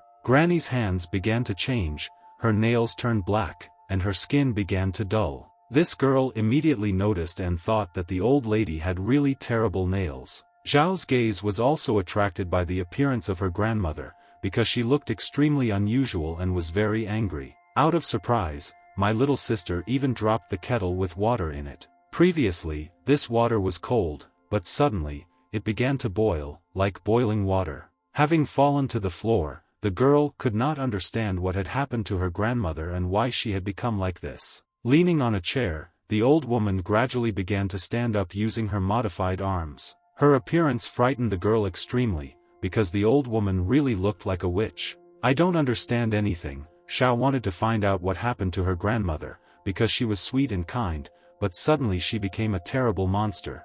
It even seemed to the worried girl that the old woman wanted to kill her. Looking around, the little girl began to think about how to find a way out of this situation. Frightened Xiao still understood that she needed to escape from here as soon as possible. The girl tried her best to bring her grandmother to her senses and screamed that she needed to come to her senses. But the grandmother did not listen to her at all, and began to make sweeping blows, thereby trying to hit Xiao Yi. The nimble girl was able to dodge the first blow, but could not understand why all this was happening. And also, she couldn't guess how this old lady could be so fast. I felt strong fear. The baby began to struggle to run away, and called for her father. Starting to cry, the girl screamed that she was very scared and begged for at least someone to help her. The demon didn't care at all, and tried to absorb Xiao Yi's energy, and began to use his magical abilities. A rushing beam of bright red light wanted to hit the baby and take away all her vitality. The demon's huge mouth gradually approached,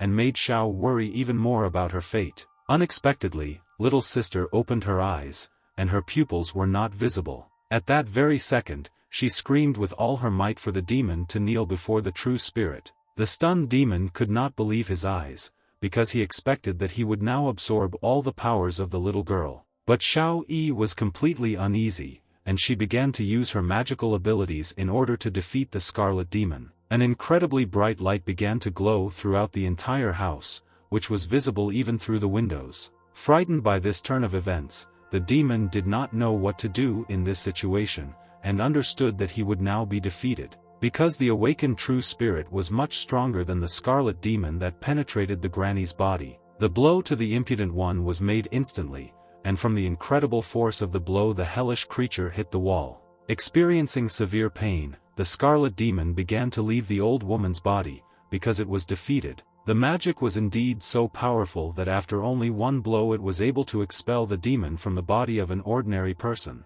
The little girl felt very exhausted because she had exhausted all her strength to defeat the hellish being. When she woke up, the girl could not understand what had happened and began to look around. Still, she wanted to understand what had just happened and why she was lying on the ground. She only remembered that Dad asked her to go to the old lady's house to find out about a new variety of potato.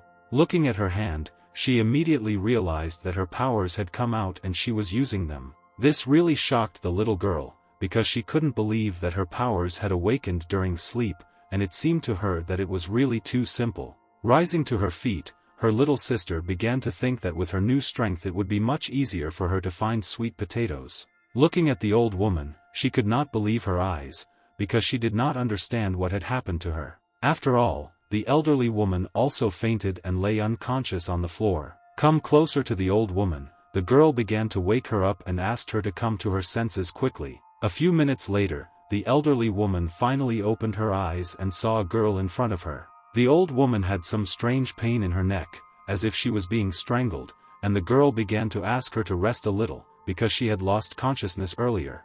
The worried little girl still wanted to know how her grandmother ended up on the floor. Worried, Grandma also said that she didn't know this, but she needed to rest anyway, and Xiao was going to pour some water for her. Grabbing the glass, Xiao Yi exclaimed that she would return as soon as she filled the water. The good-natured sister wanted to do everything possible to make the old lady feel better, and she continued to take care of her. Suddenly, the girl decided to ask if Grandma had sweet potatoes, because she was really hungry. After thinking a little, the old lady said that they didn't have any sweet potatoes at home. This answer greatly upset the girl, because she heard that her grandmother grows potatoes and has a lot of them. In fact, Grandma didn't grow potatoes here, she grew a scarecrow. Realizing that there were really no potatoes, Xiao Yi began to think that her father had really deceived her. Suddenly, someone started knocking on the door and really wanted to go inside. The little girl immediately went to the door and wanted to find out who was behind the door.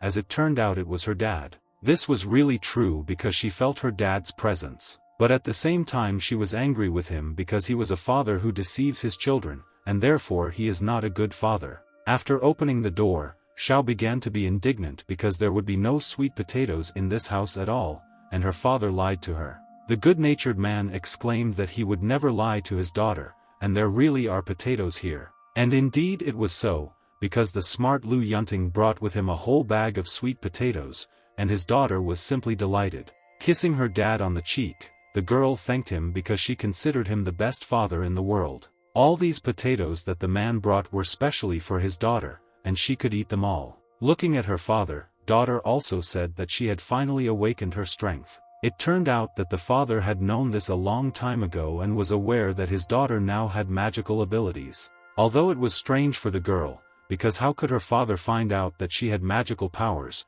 but now it was not important, but what was important was that in front of her was now a mountain of her favorite sweet potatoes. The girl was now very hungry, and she wanted to eat absolutely all the sweet potatoes that they brought her. Her father agreed to this only if they returned home, then she could eat all the potatoes whole. Meanwhile, events continued to occur in the house. The children present in the house immediately noticed that Xiao Chen had finally returned home. Little sister was surprised that he returned so quickly, because they didn't even have time to go save him yet, but Xiao Chen understood that they didn't plan to save him at all. In fact, the girl's dad simply said that it was not worth saving Xiao Chen, adding that he has such a strong body that weak shamans are not opponents for him at all and will not harm him, but the guy understood that even though he was right, the elders, his brothers, could still come to his aid. This was really so, because the little sister understood that in the end, he was not kidnapped, but lured with delicious food. Surprised, Xiao Chen couldn't believe that little sister knew this too. Sitting down at the table, the boy wanted to know why there was no one here, and when his brothers and their father would finally return.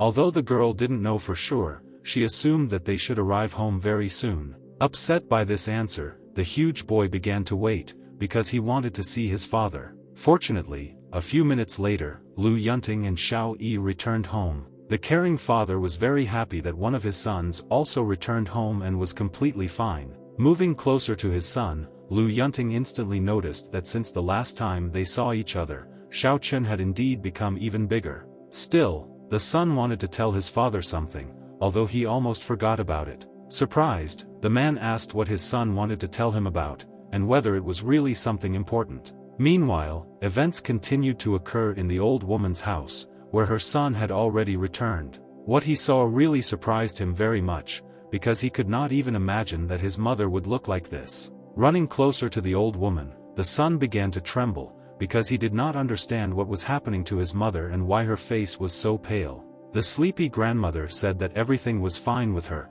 she just accidentally fell, but the son did not understand why she was so careless, because the children were supposed to look after her. Remembering this, the old lady said that little Xiao had been taking good care of her all this time, but she left a little before her son arrived.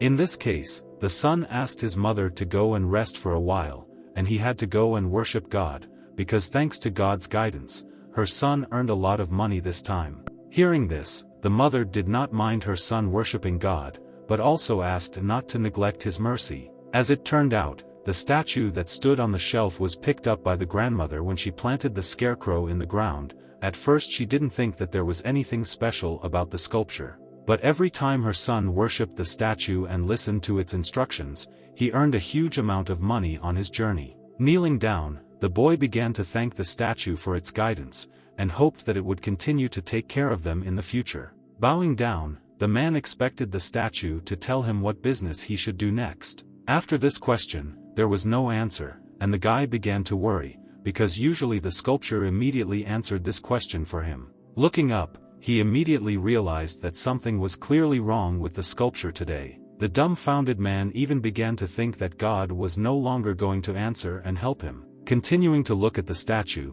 he could not understand what was wrong, because he was doing everything the same as before. Still, he had some assumptions, and he thought that the reason lay in the fact that he was not sincerely speaking to God. Having bowed again, "I don't understand anything," the guy began to bow in order to gain the mercy of the Lord. But after 6 hours, there was still no answer. It seemed that there would no longer be any benefit from worshipping God. After such a long time, the old woman came into the room and wanted to understand why her son was still kneeling here, and ordered him to quickly get up.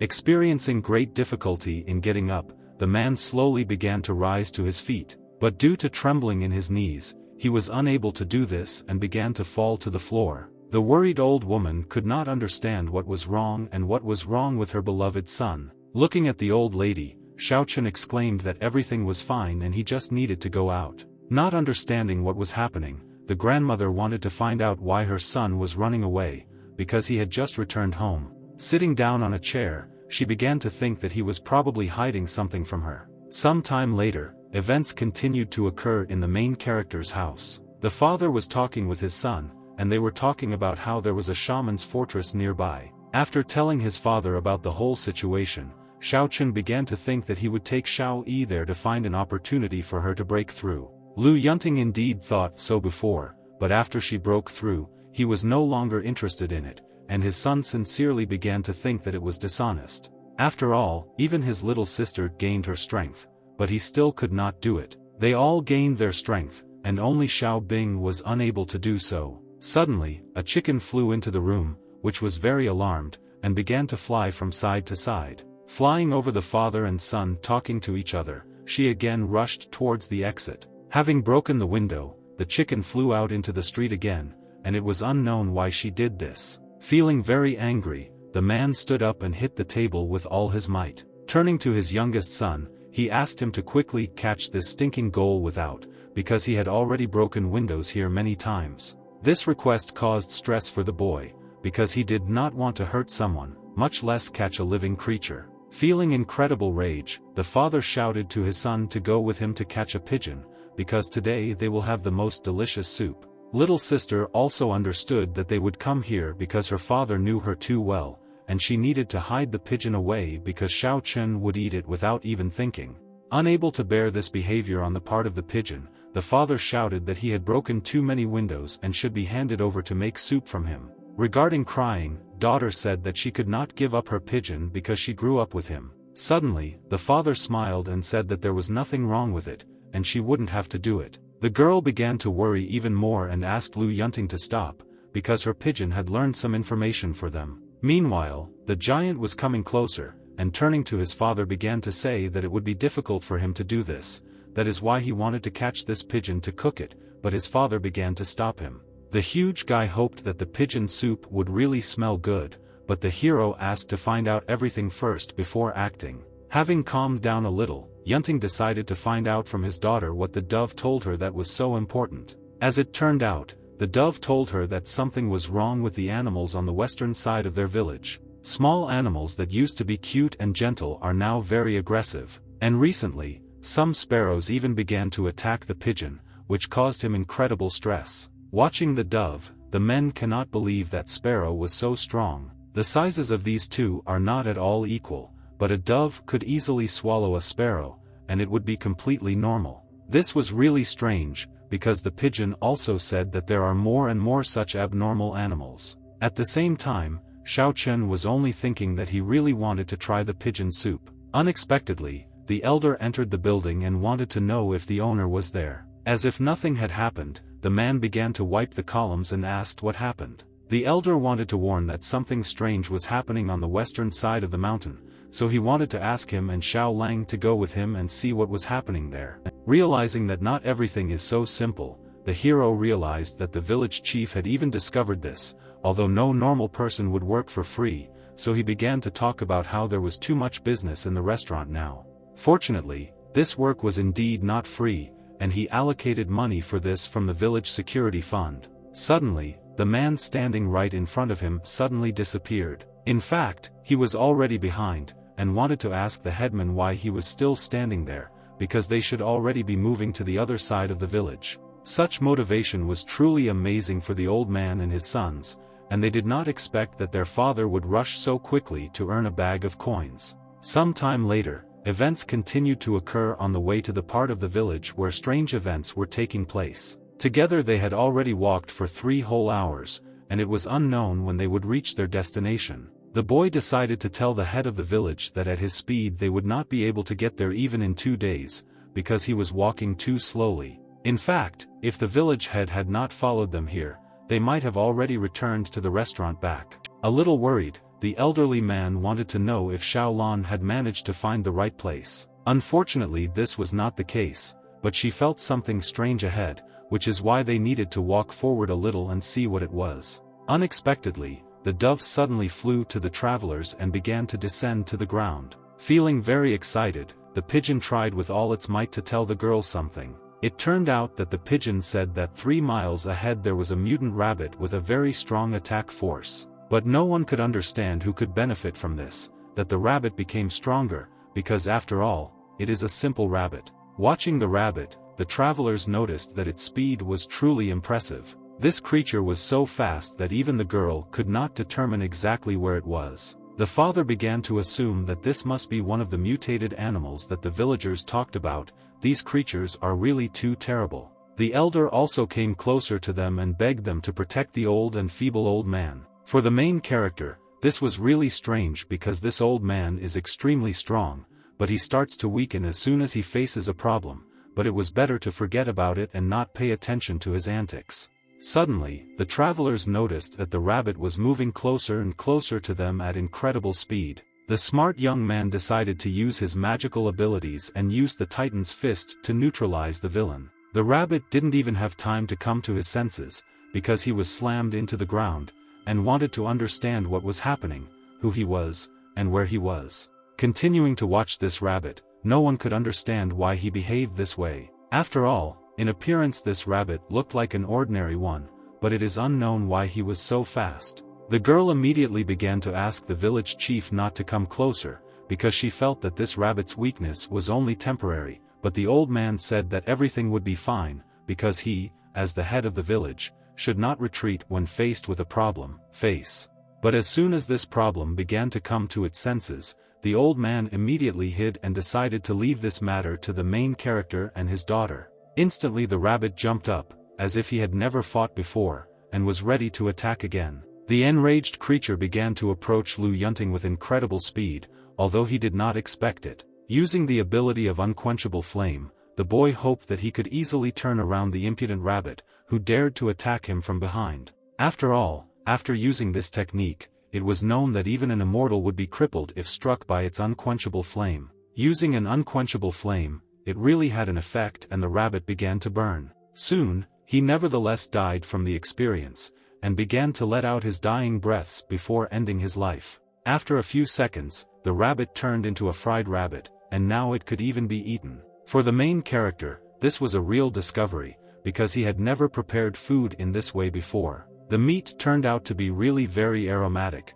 and the guy invited the headman to also try the fried rabbit. The taste of this meat was really great, because it was fried over an undying flame. The elderly man could not believe that it was really tasty, even though the meat smelled gorgeous. Trying to restrain himself, the old man thought about not giving in to temptation and not eating this meat. But a few minutes later, the old man still could not resist, and shouted that he would help the young man deal with this piece of meat. As he began to bite, the elderly man was truly stunned by such a luxurious taste. Without stopping eating, he began to cry, because he understood that this meat was so tasty that he could not stop.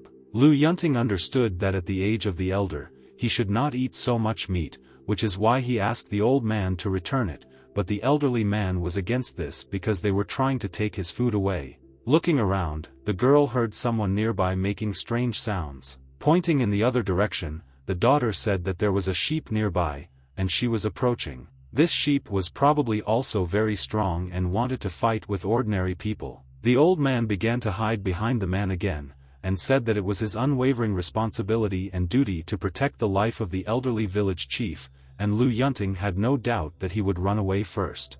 Angry, the hero exclaimed that he was now killing everyone with fresh fried lamb. This really didn't make the girl particularly happy, but she understood that her father just wanted to protect her. At first the man was going to tie the sheep, and after interrogating it, if the answers did not suit him, he would bake it on the grill. Using fire magic, the boy wanted to see if the sheep that came here could escape from such a strong blow. Using a powerful attack, Lu Yunting wanted to scare the sheep that dared to come here. The blow was so powerful that even after several tens of meters it was still able to overtake the sheep and hit it directly in the back of its body. Experiencing severe pain, the sheep began to fall from powerlessness from the cliff and could not run normally. Nevertheless, the blow turned out to be really very crushing, and from the first time it was able to neutralize such a serious opponent. Some time later, they decided to tie up the sheep, and the father asked his daughter to talk to the animal to find out what happened to the animals on the mountain.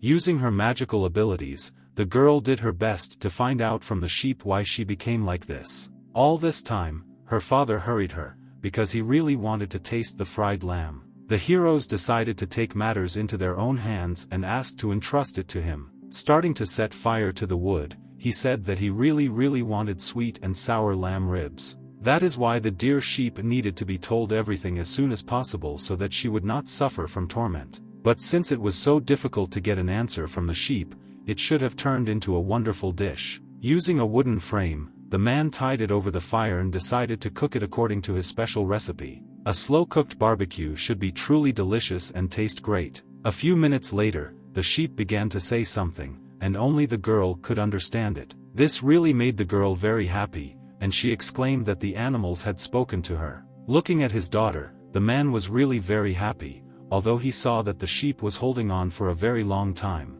As it turned out, the sheep just said that she didn't know anything and couldn't tell what happened to the other animals. This answer did not suit the main character, and he believed that the stinking sheep should tell everything, or he would make an even more sophisticated dish out of it.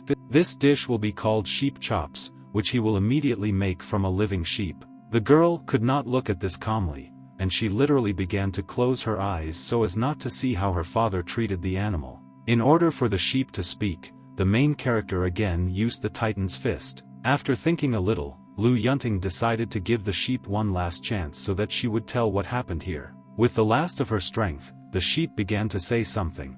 It was extremely difficult for an ordinary person to understand. Fortunately, the girl understood this. The sheep remembered that a few days ago she entered a cave at the top of the mountain, and after leaving it she became like this. It was all very strange indeed. After all, the little white rabbit had the same characteristics as this sheep, and its eyes were also red. Once their red eyes disappear, their life ends immediately. Hearing this answer, Lu Yunting knew that he needed to go and see what was happening at the top of the mountain. A few hours later, night came, because due to the headman's snail's speed, they only reached nightfall. Seeing the cave that was in front of him, the old man was surprised, because he did not remember that there was a cave here. The girl also told her father that the atmosphere inside was chaotic. There were dozens of animals there, similar to the sheep and rabbit they had previously seen.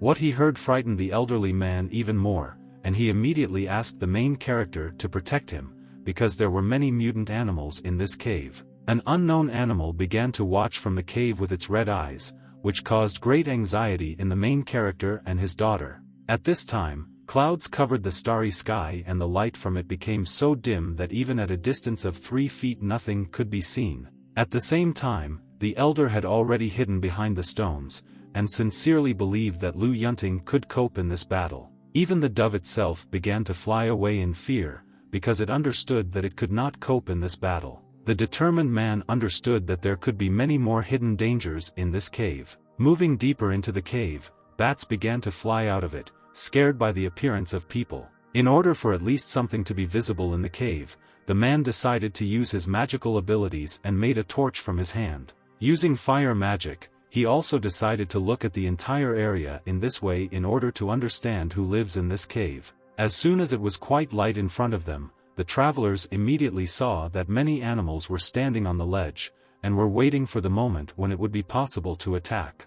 The angry animals were growling in anger, their eyes were red and they wanted to fight. Realizing that the situation was not in their favor, Lu Yunting began to protect his daughter, and understood that he needed to do everything to get out of here. Gathering all his strength into his fist, he began to use fire magic to create a magic ball and perform a blow with it. With every second the enemies were getting closer, and they were going to attack everyone who stood in their way. The worried girl knew that these cute little animals definitely had no intentions of staying like that. It wasn't their fault, and she couldn't afford to sacrifice them in vain. The smart girl decided to act, because she understood that the whole situation could be saved with the help of an ordinary conversation, and she used cleansing from filth. The magical light allowed the animals to come to their senses, and they gradually began to stop. There was no longer a red tint to their eyes, as if they were becoming themselves again. After some time, the father continued to watch his daughter, and could not believe that she was able to do this. All the animals around came to their senses again, their eyes regained their normal color, and they began to behave naturally. As soon as all the little animals began to be themselves, they immediately ran out of the cave so as not to become evil again. Looking at his hands, the man realized that he also had the ability to purify. All this happened thanks to his daughter, and he was incredibly happy that she was such a capable girl. The little one was really a good girl, because the man originally planned to take them home, fry them and eat them, but it turned out that she peeled them, although it was unfortunate. Turning around, the girl decided to look at her father, because it turned out that food for her father was more important than her breakthrough. Joyful Lu Yunting asked the old man to go out, because they could reconnoiter the situation to understand what was nearby. Looking around, the old man wanted to make sure that everything was really in order and he was no longer in danger. Lu Yunting also began to calm him down, saying that he should stop looking around, because all the animals had already left, and he could also come in, but the old man did not want this, because he considered himself very weak, and was just going to follow them a little later. Sighing heavily, the main character knew that this old man was really not weak, and he was just pretending. Slowly moving deeper into the cave, they wanted to go further in order to see what was inside. Gradually everyone moved inside, and only the elder was nervous, because he did not understand what would await him next. He even accidentally started stepping on the hero's foot due to extreme stress. This action really surprised the man a little, and he looked back to see what was happening behind him. The elderly man clearly did not expect this, and did not have time to stop, which is why he hit the back of the protagonist's body. Feeling awkward, the old man asked Lu Yunting not to stop and move on. The hero thought that since the headman was in such a hurry, he could go first, but the old man was against this and asked him to stop intimidating him, because he was old and weak, his legs suddenly hurt, and it was necessary for the man to carry him on his back. Although the young man did not understand where this old man was old and weak, he still had to carry him on his back. The place where they arrived was very similar to some kind of anthill, consisting of rocks and stones. The clever father decided to ask his daughter to use her abilities to see which path leads to the end of the cave. After the breakthrough, the girl received the ability to cleanse living beings from evil spirits, but she did not receive anything to explore the territory, but still, in one of the caves she felt a very strange aura. Pointing to that same cave, the girl exclaimed that they needed to go in this direction. Immediately they began to advance into one of the many caves that was on their way. Half an hour later, they finally reached some very strange room. The elder immediately noticed that everything in the strange room was broken. Moving forward, the hero exclaimed that they needed to inspect everything around. Suddenly, not far away, something caught the man's attention. It was a strange stone that he picked up from the floor, and wanted to ask Xiao Lang if she felt anything unusual from this stone. Continuing to use her magical abilities, the girl tried to find out what kind of aura emanates from this stone. As it turns out, this stone gives off the same aura as those mutant animals outside. Suddenly, the old man snatched the stone and said that it was really a pity, because if it had not been destroyed, he would have put it in his collection. The main character did not tolerate such an act, and shouted that this stone is true evil. In this case, the elder was furious and ordered them to throw away this stone as soon as possible, because it was too early for the old man to die. Gradually, the man began to remember that he had previously seen exactly the same broken sculpture, but could not understand where it was. Suddenly, he remembered that it was a miniature version of the sculpture he had seen in the succubus cave. It seems it was necessary to visit the succubus cave to find out if they were involved. Turning his attention to the old man, Lu Yunting noticed that he had lifted a giant mountain. As it turned out, he suddenly felt that the mountain was in great danger, so he decided to support it. Still, They decided to leave this place, because there was nothing worthwhile in it anymore. Animals could mutate because of this sculpture, and now that it is broken, this should no longer happen in the future. This was really good news, and the old man threw the rock and then jumped on Lu Yunting's back. Meanwhile, events continued to occur in the village. One of the sons was wiping the table, and thought that his father had not left the room for several days, and he wondered if he was okay. As it turned out, all this time the main character was waiting for an answer from this stone. 3 days have already passed, and there was no answer. The exhausted man wanted the stone to react somehow, because of it he had not eaten or drunk for 3 days, and he had earned circles under his eyes. He literally began to beg for the stone head to react somehow, and then suggested that perhaps it needed to be rubbed first. Taking out a magnifying glass, he also began to carefully observe the stone, turning on the light above it. If the stone continued to ignore him, then Lu Yunting was going to draw a mustache on him. Alas, the stone really made this father lose face. Although he had been studied for 3 days, he didn't even intend to move, and stood there like a dead man. The main character could not understand how he should explain to his fellow villagers that it was the stone that created those bloodthirsty animals that attacked their houses. If this stone didn't look like the statue of a succubus, he wouldn't even look at it, let alone take it home. Suddenly, the son behind him began to call his father because he wanted to tell him something. The father did not mind listening to his son, but first he asked to call his sister Xiaobing. Not understanding what was happening, the boy still decided to fulfill this request, because he respected his father very much. In a few seconds, the young man was able to fulfill his father's request, and his little sister was here. Not understanding anything, the girl was at a loss, because she wanted to understand why she was needed here. Sighing heavily, the man asked Xiaobing to go with him for a short walk. The girl still wanted to understand where they would go, and the sad father said that they would go to the succubus cave. At the same time, the boy watched his sister, and realized that this cold queen, as always, behaves like a good girl, only in front of her father. Suddenly, the boy finally remembered that he wanted to talk to his father. The boy began to talk about what was bothering him, but the father averted his gaze and did not listen to him, because it was already getting dark, and they needed to hurry. If it was not that important, then they were going to talk about it later, when they returned. This outcome of the conversation greatly upset the boy, because he was surprised that his father began to leave before he finished speaking. Realizing the complexity of the situation, the boy still understood that when his father was focused on something, it was very difficult to reach him, but he still had to return, and then they could talk.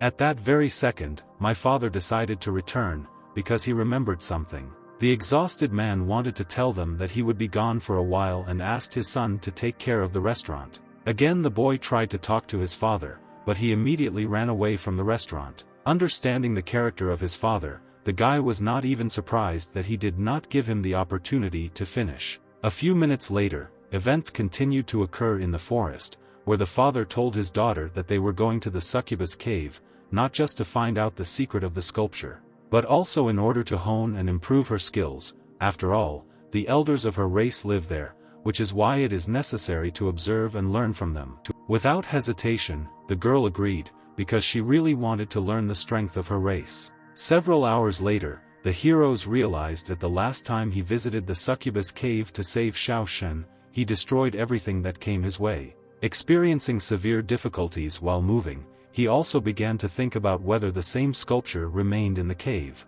But as soon as they got closer to the cave, the man was extremely surprised, because that same cave looked completely different from before, and was very colorful. This actually made Lu Yunting very happy, because in such a short time, the cave was not only repaired, but also decorated. Suddenly, one of the succubi came out and wanted to find out who the travelers were looking for. Looking at the face of this girl, the hero could not believe his eyes, because he did not understand whether there were such unpleasant individuals among succubi.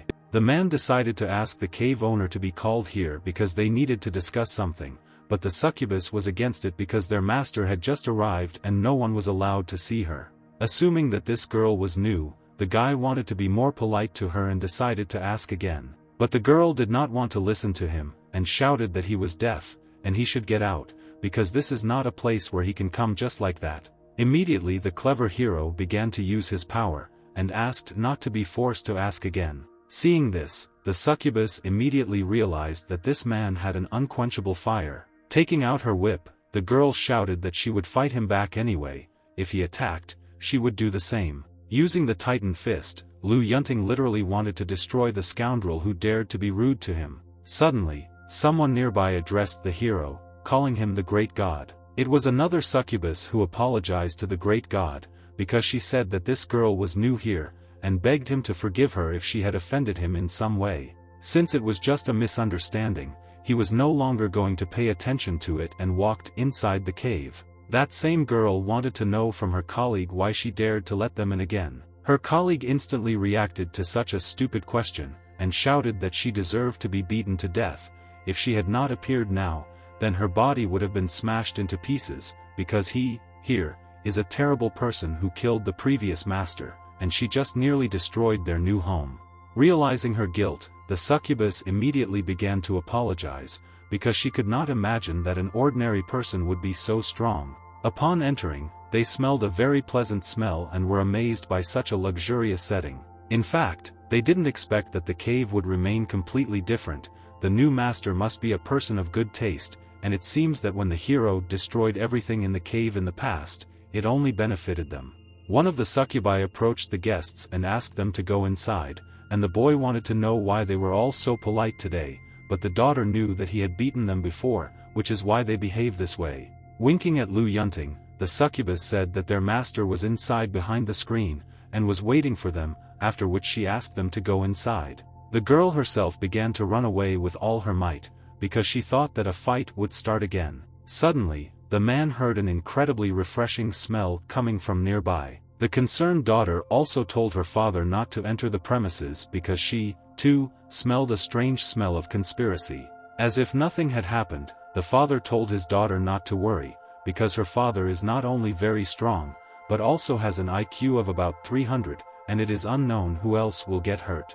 Still, they decided to follow the scent trail to understand where such an unusual smell came from. The hero immediately realized that the new succubus master had something wrong with his head, because it was not entirely clear why he should invite his guests to the bathhouse. Suddenly, a girl appeared and said that she was very glad to meet the man who defeated the previous lord. This sight was indeed very surprising for Lu Yunting, because he did not expect to meet a new master in such an environment. He looked at the girl. He could not believe his eyes that she was their new head. Their eyes met, and a spark arose between them, as if they had fallen in love with each other. Charming the main character, the master began to gain his trust, because it was from her that such an unusual smell came. The man stopped her abruptly and wanted to know if she was really going to seduce him in front of his own child. After all, he was very scrupulous about raising his children, therefore, not every woman could be their mother. The head could not understand why it did not work. At that same second, a huge column of water appeared, and the hero exclaimed that he was not afraid of being seduced, because as long as she was brave, any woman could try to be the mother of his children. Laughing, the main succubus thought that an ordinary person would not be able to resist her charms, and he would die without even knowing what he died from. Meanwhile, the daughter was thinking that she didn't know what to say, because dad was no longer going to reunite with their real mom. Turning to the hero, the succubus said that it seems that it is really not easy to become a mother and his children. But, if he goes into the pool and swims with her, then she might think about it. The daughter immediately realized that this woman, in fact, did not want to be her mother. She immediately decided to warn her father again that this was a trap, and he should not fall for it. The father seemed not to hear her, and did not react to any of her statements, because he was fascinated. It was really very bad because the father was fascinated and the girl felt that this pool was very strange. She did not know what was wrong with it, but the father should not touch the water. Trying to restrain the man, the girl began to scream that they shouldn't do this, because they don't need another mother. Lu Yunting had an illusion that Ling Huan had returned to become the mother of his children, and he tried to get closer to her in order to hug her. The succubus continued to watch everything that was happening and ordered the enchanted man to come closer. She literally could control the guy's every action, because he was as if under hypnosis and obeyed any command. After which, the succubus ordered to climb completely into the water, and not to hesitate, doing it as soon as possible. Looking at her father, the daughter could not stand it, and understood that she had to come up with something, because it was impossible for her father to enter the pool. Using her weapon, the girl tried to bring her father to his senses, and took out her whip. For the succubus, this sight was really funny, because it was funny to realize that the usual pool of her succubus clan could easily conquer the one who killed the previous head. Unexpectedly, the head saw something that she could not expect, and did not understand how this was even possible. Indeed, at that very second, the man shouted that the water here was too cold for swimming. The main succubus couldn't believe her eyes, because she didn't understand how he was able to get out of the spell. Fortunately, now the power of the pool no longer affected him, and he regained his sanity and was now able to fight. This pool has very strange water. As soon as he touched it, he felt a tyrannical corroding force. This force can directly corrode the soul of the person who touches it.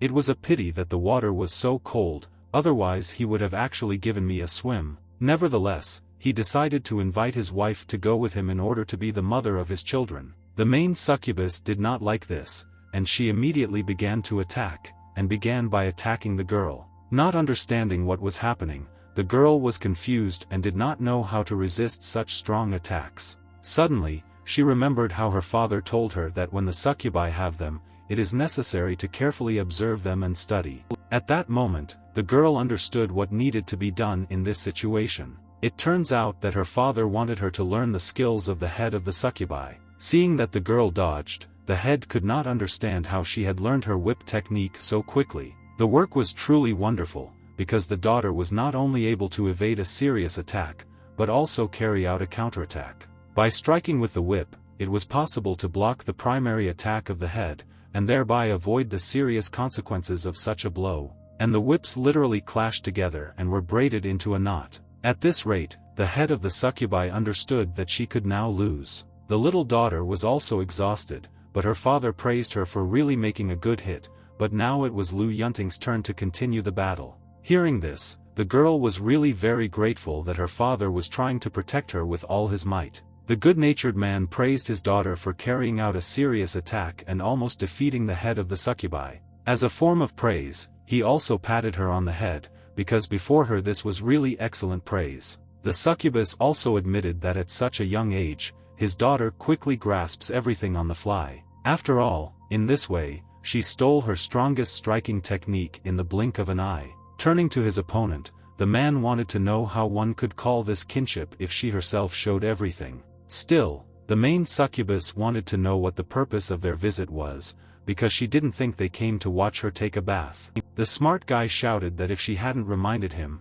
he would have already forgotten why he really came here. The hero decided to tell him a little about himself, that he is an outstanding person, and, of course, should receive a reward for seeing her take a bath. Even for the daughter, this was a truly amazing outcome of events, because offering to pay for watching someone who was seen, only a dad could come up with such a thing. These words made the head of the succubi very angry, and she wanted to understand whether this man really wanted a reward. Taking out her whip, she exclaimed that she could indeed give him a reward, but not what he wanted. The power of her punch was truly impressive, and in this way she wanted to show that she was not a weak opponent and should not be underestimated. After thinking a little, the boy finally shouted for her to stop and not attack again. After all, if she doesn't want to, then there is no need, because it is unknown why she acts so cruelly, because there is a child here, and the violence should stop. She didn't like this statement even more, and she shouted that he should stop talking nonsense, because her opponent had very quickly forgotten how his daughter had just acted against her. The succubus also knew that seeing her in such a relaxed state made her think that she wasn't using her full power, and to be honest, this little girl's talent was a little scary. Again, in reality, the head really didn't want to fight this guy, but after all, his tyrannical strength is higher than hers, and she no longer has any advantage. Moreover, since the pool could not corrode his spirit, his strength cannot be underestimated, and it is not surprising that the past lord died at his hands, because he is not so easy. She was more upset that the little girl so easily stole her special skill from her, the art of the whip. That is why, after thinking a little, the bishop came to the conclusion that it was necessary to discuss matters between them. The hero immediately began talking about the sculpture, because there used to be a sculpture in their cave, and now for some reason it is not here. Turning around, the current lord wanted to know what kind of sculpture we were talking about. Taking out the head of the scarlet demon from the package, he decided to show which sculpture he was talking about. Looking at the demon's head, the succubus was truly amazed, because she did not expect to see him here. This head really looked like the other sculptures in this cave. And yet, the man wanted to know where this sculpture was. No matter how hard it is to admit it, the succubus said that all their sculptures are broken. If all the sculptures here are truly broken, then he will not be able to recognize anything else here. Starting to remember the events of the past, Lu Yunting thought that the last time he confronted the succubus in the cave, a small number of them were broken by him, but in this case it is unknown who else destroyed them. The hero nevertheless decided to find out when and how the destruction of the remaining sculptures occurred. Sighing heavily, the succubus admitted that even before she captured the Red Devil's cave, all the statues of the demon sculpture were smashed to pieces. But how exactly they were broken, all the succubi were still figuring out, because they didn't know how exactly it happened. After listening to the whole story, the man could not believe these words, because it was all really very strange. In that case, he wanted the head to show him all the broken stones of the sculptures that remained. As it turned out later, all the stones that remained from the sculptures were thrown away, and the hero was really very embarrassed by this. In this case, he only had one clue left, which was in his hands. There was a spirit hidden inside the sculpture, and this spirit can influence the consciousness of the creatures around it. This fact greatly amazed the main succubus, and she could not believe that it was really so. But since she knew nothing, they had nothing more to do here, and they immediately began to leave. Still, the head decided to help them, and through a certain artifact, it was the token of her succubus clan. People with succubus blood can send messages through it. After learning anything about the sculpture, she was going to let them know.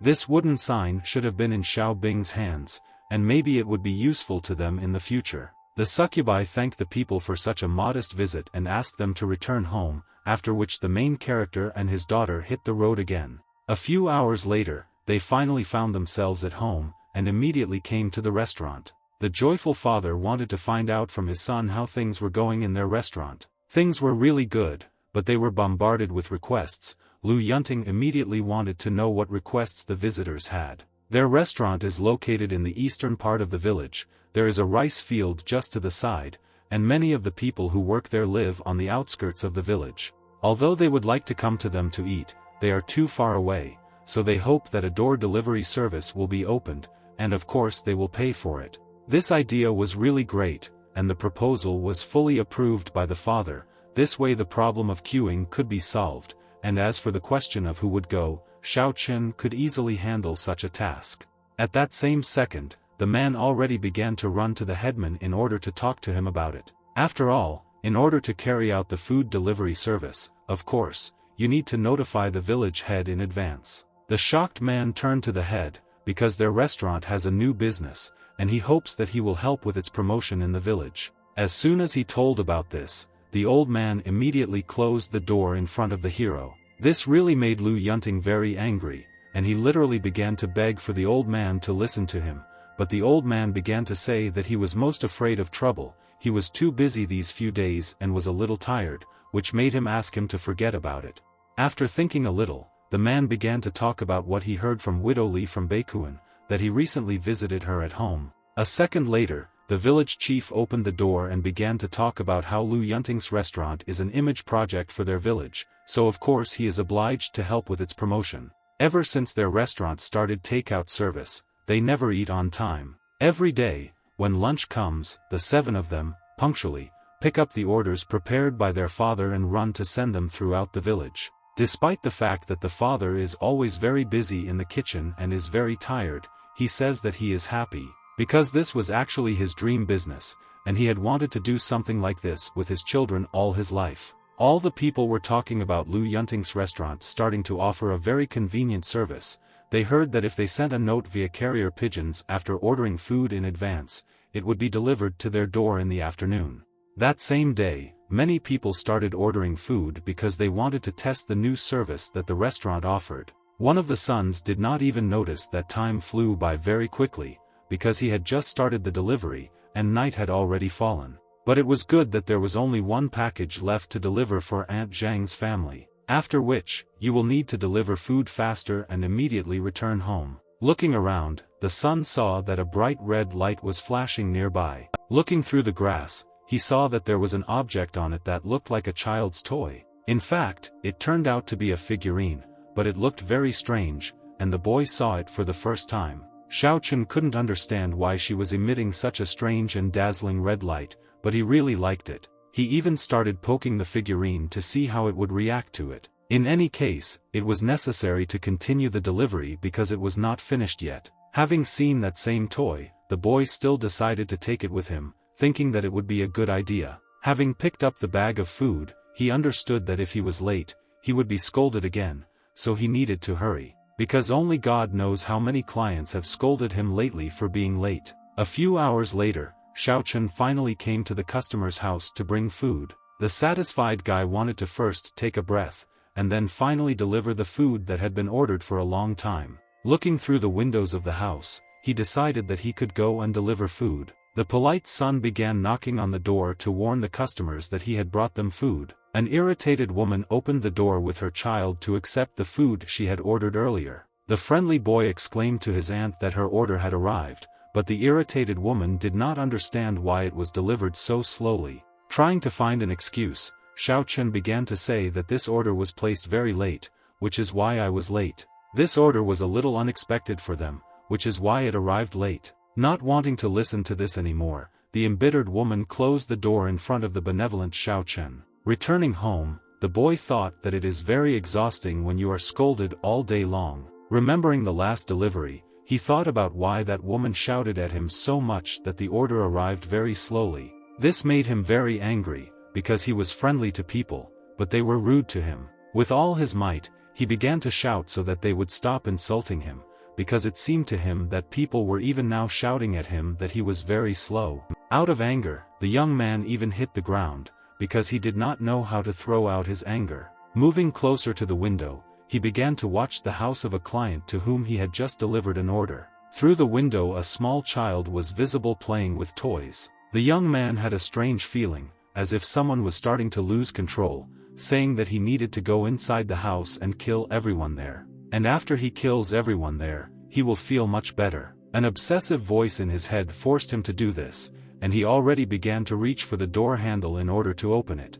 Having opened the door, the huge guy was gradually going to go inside, and so far he remained unnoticed. All this time the child continued to play, and was very glad that he had a house. The voice in my head again began to say that the child should be killed, because only in this way could he become stronger and be able to become better. The frightened child saw the giant approaching him, and he did not understand what brother Xiaochun wanted from him. The boy thought that his brother wanted to play with building blocks with him. In fact, this was not the case, because Xiaochun was under the control of an unknown being, who ordered him to act with an intrusive voice in his head. Coming closer to the boy, he continued to look at him and thought about what to do next. The good-natured young man tried to tell his brother how to build a house and building blocks, and wanted to do it with him. He was even going to help his guest do this, because he was indeed very kind to Xiaochun. The voice in his head continued to control Xiaochun, and he grabbed the child without hesitation, and then wanted to do a terrible thing.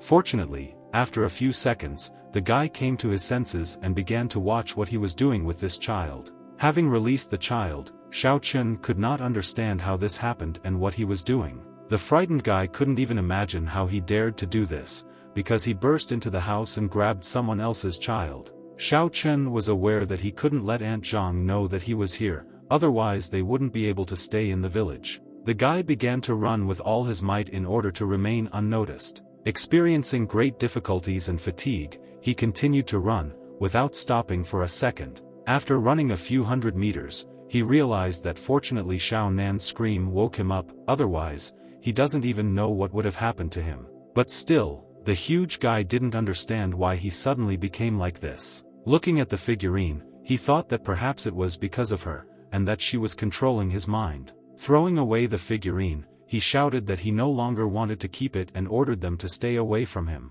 Some time later, Xiaochun came home and his brother immediately noticed that something was wrong with him, as if he had been scolded. Concerned about his brother's behavior, the young man wanted to understand what was wrong with him and why he behaved this way. The alarmed brother said that everything was really all right and began to go inside the house. Not understanding what was happening, the brother knew that Xiao Chen had always been so cheerful and kind, but for some reason today he was in a very bad mood. Seeing his brother very sad, the young man tried to calm him down, because there was food left in the kitchen for his brother, and he had been working all day, which is why he needed to go and eat. Xiao Chen did not want to eat, and exclaimed that he was not hungry at all. All this time the guy was trying to understand what was wrong with him and why he behaved this way in that situation. Meanwhile, his brother understood that Xiao Chen had some problems, but dad is not at home now, and it's not worth touching him for now, maybe everything will get better soon. All this time,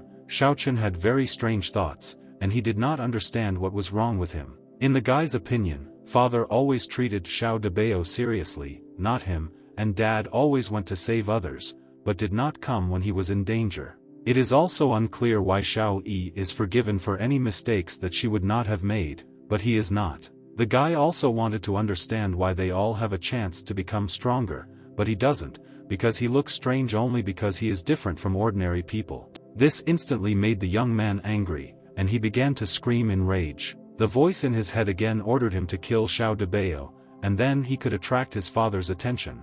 I feel very angry. The guy literally began to crumble the wooden table with his own hand, and the voice in his head kept telling him that he should kill his brother, only then can he become stronger. After which, the guy immediately stood up and began to slowly move towards his brother. Suddenly, someone addressed Xiao Chen as if he were an older brother. It was a little girl who noticed that her brother was acting very strange. While eating her favorite sweet potato treat, she wanted to know why Xiao Chen was still not resting. Continuing to be possessed by the demon, he did not know what to answer, and simply continued to look at his sister. Having come to his senses, the guy began to get nervous and thought that he really needed to rest, and he immediately began to run to his room in order to finally rest and be alone with himself. Very strange thoughts came to him, and he thought that he really just wanted to kill his older brother. Throwing his box on the floor, its contents immediately spilled onto the floor. In despair, Xiao Chen began to mutter to himself that he was crazy because he had the idea of killing his older brother.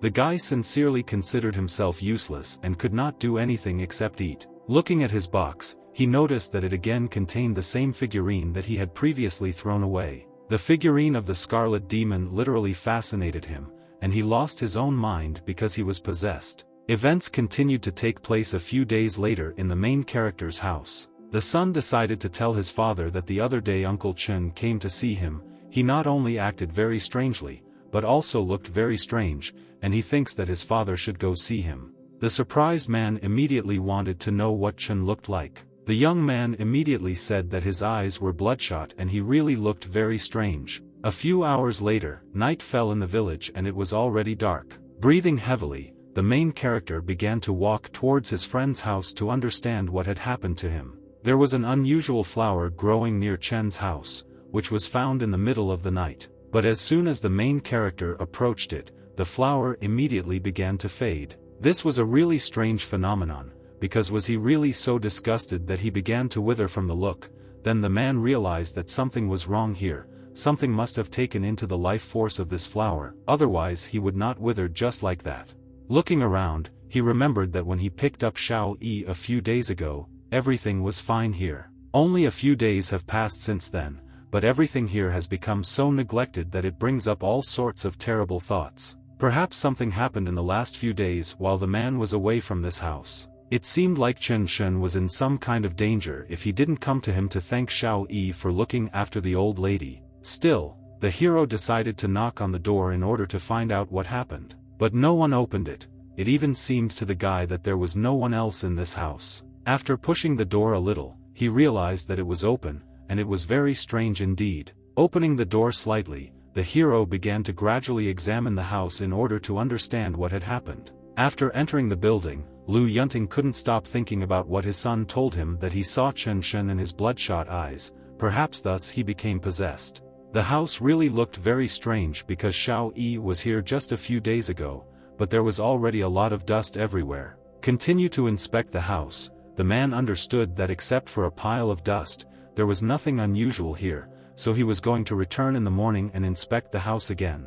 Suddenly, nearby he discovered stones lying on the floor. These stones were similar to those on the prayer altar. Examining the fragments of stones, Lu Yunting could not understand where these stones came from in Brother Chen's house. Suddenly, the hero realized that a fragment of one of the stones was very similar to the face of the devil statue. It was really surprising, because it is unknown how the statue of the devil ended up in this house. Realizing that this was not just the case, Lu Yunting began to think about what the hell was going on here. The mutated animals on the hill behind the village also had scarlet eyes. In this state they lost their minds and attacked people for no reason. Feeling very worried, the guy realized that he did not know where Brother Chen had gone, but if his eyes turned scarlet, perhaps he had gone crazy, and perhaps his mother was with him.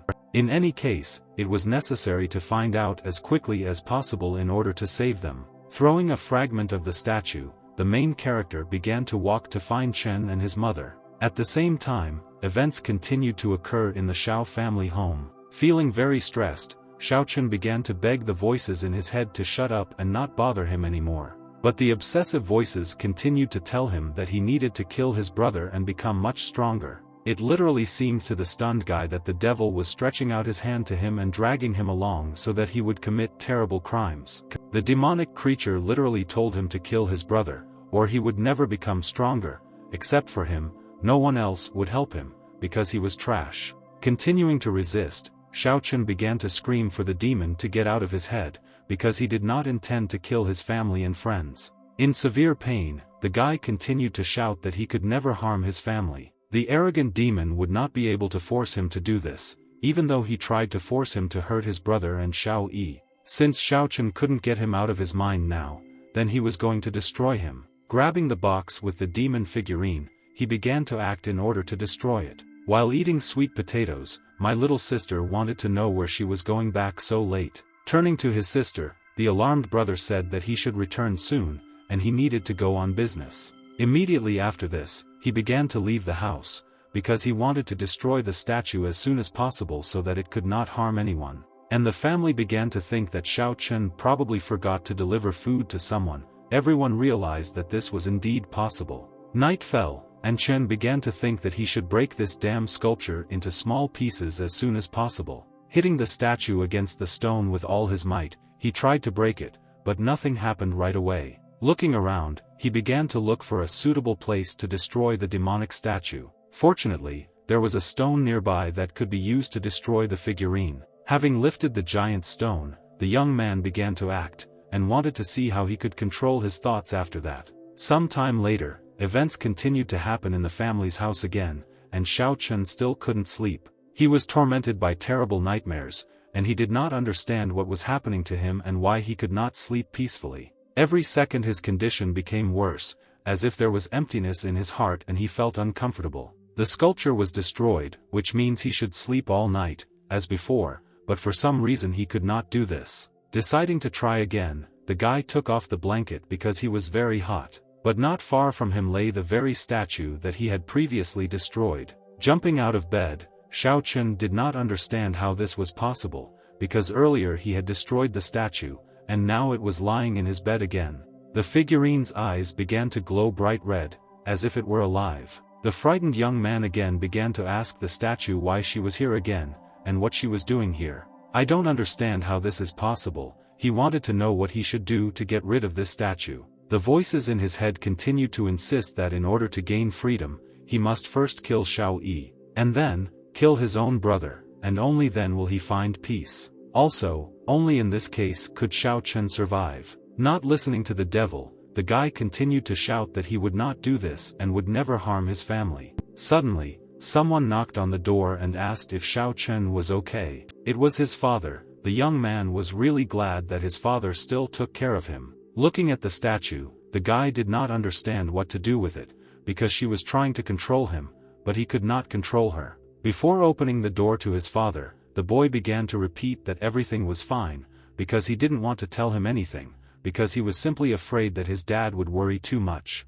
After wishing good night to his son, Lu Yunting immediately began to leave because he asked him to take a good rest. While trying to fight the statue, Xiao Chen continued to say that he wanted the devil to leave him alone because he didn't need him to help him become stronger, because he could become stronger on his own. The devil insisted that his family was indebted to him. Even if he left him, he could go to his family, to his brothers and sisters, and he was sure that they would be glad to accept his power, especially his father, with whom he had met many times. Xiao Chen became even more angry at this statement, and shouted that the devil dare not harm his family.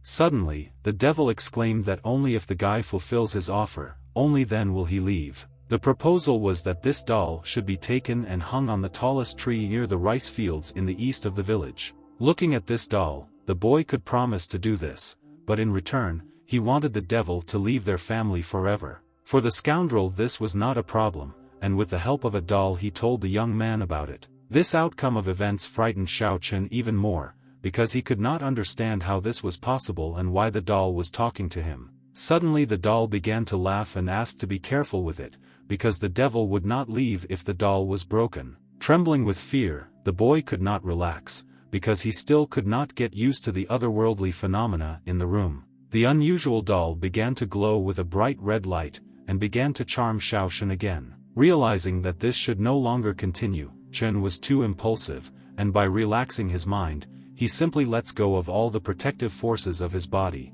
Bowing before the doll, the guy began to beg for her to let him go and not bother him anymore. The devil continued to overtake the guy, and pulled out his hands in order to gain his body and control it. The young man's silhouette glowed with a bright red light, and he felt changes in his body. The guy's mind became clouded, and the hellish creature ordered him to open the doors and go only forward. After listening to the scoundrel's command, Xiao Chen began to head to the place where he was ordered to go. Every minute he went further and further, because he needed to reach the rice fields on the edge of the village. Having reached the rice field, he had to hang the doll on the tallest tree nearby. The tree was really very tall, and its branches were even higher. But the guys were not embarrassed, and he threw the doll with all his might in order to hang it right on the top of the tree. Thus, the magic doll ended up right on the tree itself, and the devil shouted that he had finally done it. Sighing heavily, Xiao Chen began to talk to the devil about what he had done, about what he was asked to do,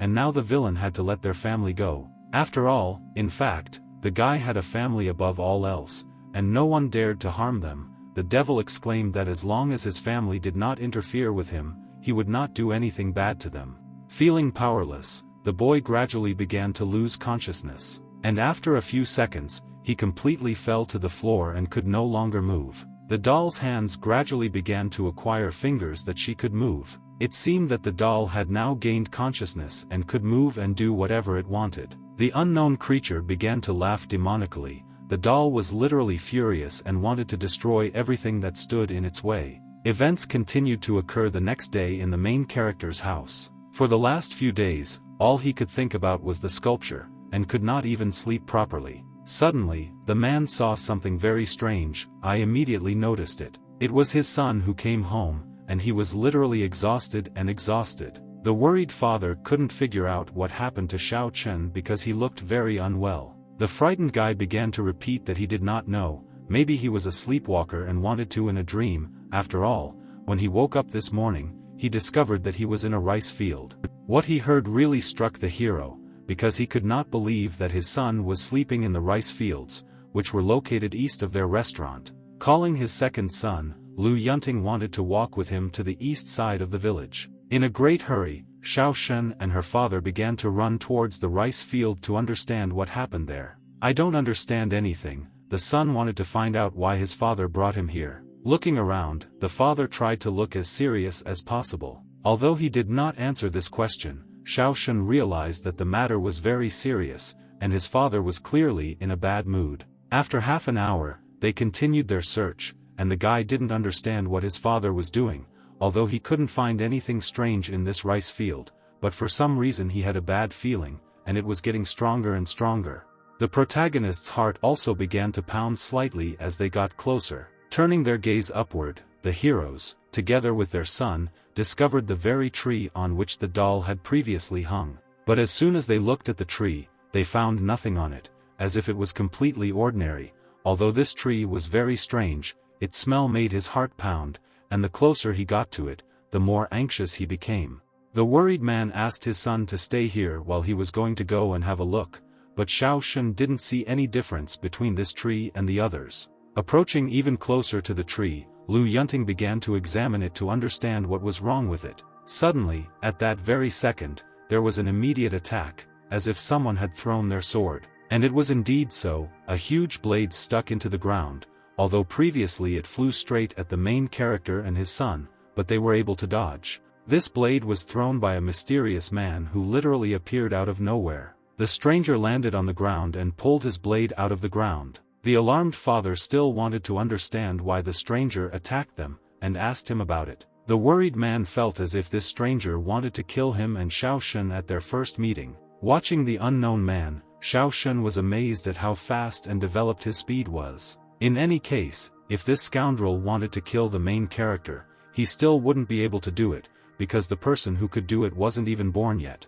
Using the titanium shark, Lu Yunting wanted to do everything possible to resist the impudent man and not give him the opportunity to cripple him or his son. With the help of a strong blow, the hero still managed to split the stranger's sword, and thus he no longer had a weapon. This turn of events truly surprised the man, because he did not expect that an ordinary person would be able to split his sword. Following the blow, the villain flew several tens of meters to the side, having suffered the force of one of the most crushing blows of the protagonist. Watching the fight, the son immediately realized that his father had become much stronger. Coming closer, Lu Yunting wanted to see who was attacking them. The last time the man wanted to find out who the stranger was and where he was from, and why he wanted to kill them. Turning to his son, the father also asked him to go and tell the village chief what had happened. At the same time, their proceedings continued, and the hero still wanted to find out who this stranger was. After all, he still had the impudence and courage to try to kill Lu Yunting and his son. It was noticeable that the stranger's eyes were glowing bright red, which meant that he could be possessed. Looking at the scoundrel, the guy still wanted to understand why he wanted to kill them, and ordered them to tell about it as quickly as possible, so as not to test his patience. It turned out that this happened because they were standing in the way of the stranger. For the main character, this was a truly amazing reason for him to kill a man. The stranger also believed that people like the hero deserved death because they stood in his way, like insignificant outcasts. Unable to tolerate such behavior, Lu Yunting hit the scoundrel with all his might because he considered himself to be God. But this was not the case, and the mysterious man insisted that he was not God, but that God would soon become a god, and that such nonentities would all die. For the man, this was an amazing discovery, and he wanted to understand whether God would really come. Suddenly, Lu Yunting noticed that his opponent had stopped moving altogether. As he got closer, he saw that the scoundrel was not breathing. Fortunately, he sent Xiao Shun away. Although he had become more aware, it would be too cruel for a father to let his child see a person die. Events continued to happen 15 minutes later, and Lu Yunting was thinking that the village chief and the others should have come a long time ago. So much time had passed, and he thought it was better to go back and see how things were going in the village. While running away from the scene, the man began to think that something wrong might have happened. Suddenly, the stranger began to smile, although he had previously been dead. Seeing this, Lu immediately took notice. Deciding to return, the main character thoroughly felt the body of the unknown person. Fortunately, a bag of gold was found in one of his pockets, and the man realized that it was not in vain that he returned back. As for the enemy himself, it was useless to leave him alive, so he was going to destroy him using flames. At that same second, the stranger shouted that their people had already entered the village. The one they were supposed to find, they had already found. When they left, all the villagers would die. Meanwhile, events continued to occur in the house of the village elder. Someone began knocking on his door. The tired old man began to walk towards the door and asked if Lu Yunting had come to see him again. But upon opening the door, the old man discovered that this was not at all who she expected to see. Having abruptly closed the door, the elderly man was frightened and did not understand how this guy found him here. The mysterious man turned to the elder and said that they had not seen each other for so many years, and now he was meeting him like this. The stranger wanted the elder to show him what wonderland he had been in for several decades. Feeling afraid, the man shouted that they had come to the wrong address and therefore they should leave. In fact, they didn't get acquainted where they needed to be, and even though the elder was away from us for many years, an unknown person still could not confuse his smell with any other. Closing his eyes, the old man began to think about what was going to happen. It would happen anyway. Having opened the door, he nevertheless decided to welcome the mysterious traveler who came to him. The unknown man was wearing strange clothes that the locals did not wear. This man was once the second in command in the Tartarus organization before he left. The elder had not seen him for decades and thought that the organization had forgotten about him, but he was still here. The friendly old man began to pour tea, and said that it was very nice of him to visit him here, in the middle of nowhere, which is why he wanted to treat him to tea. Surveying the area, the stranger wanted to know if it was really worth losing a decade of his time after separating from the organization. Bowing his head, the old man exclaimed that his comrade would not understand this, but the stranger was not going to understand. After all, in fact, the old man gave up the opportunity to communicate with the kingdom of evil in order to live in this wilderness and become a loser. If they succeed now, if they receive the mercy of higher powers in the kingdom of evil, then they will be able to ascend. They will not need to train hard at all, because they will be able to leave this insignificant world and the door to ascension opens in the Tianlan sanctuary. The older man certainly liked to live a leisurely life and he liked to do what he liked. He also thought it was funny that an old friend who came to him was living a delusional fantasy. According to an old comrade, it is leisure in this world that is a real illusion. If it is so bad there, then it is unknown why all those who went to the heavenly kingdom as ascended, and who worked so hard for this, decided not to return. Hearing this, the old man exclaimed that his comrade himself must understand this, that they are just ancestors for the higher kingdom, and those of them who decided to refuse ascension into the heavenly kingdom are trying their best to preserve this world. The stranger didn't like this answer because he didn't care about it, and he didn't care because he just wanted to ascend, and he didn't care whether anyone stayed here alive or not. To the old man, these scoundrels were just a bunch of masked shadows who really thought they could ascend to the evil realm. In fact, Fu Li knew very well that he was tired of living a monotonous life for decades. In order to worship God, he still prayed and performed rituals, but despite the fact that he was so devout, God only gave him one instruction: if he completes this task, there will be no problem, but if he does not fulfill God's will properly, he will be doomed. For many years he asked himself if he had done enough and if he was happy, but after a while, he began to enjoy living in the illusion of self-deception. At the same time, the old man said that there were restrictions in this place, so it was not even worth hoping that people like him would be able to use their power here. The angry young man exclaimed that the elderly man had probably become stupid over the years. After all, if he managed to find the elder, this means that he also has strength. That is why the stranger who came had no more restrictions on his strength. Experiencing rage, the old man thought that the maniac had been destroyed, but did not understand why the aptly appeared again, and when exactly this happened. The worried man still wanted to understand why his old comrade came here. As it turned out, his lord called to pick up the elder, and he needed to go with him. The man began to shake his head because he was not going to leave. The people here were all he had in his life, and he was not going to leave them because he liked it here. The scoundrel was not going to believe a man who had previously killed the same people without even blinking an eye, but the old man continued to repeat so that the scoundrel would remember, because he loves his residents and will continue to take care of them.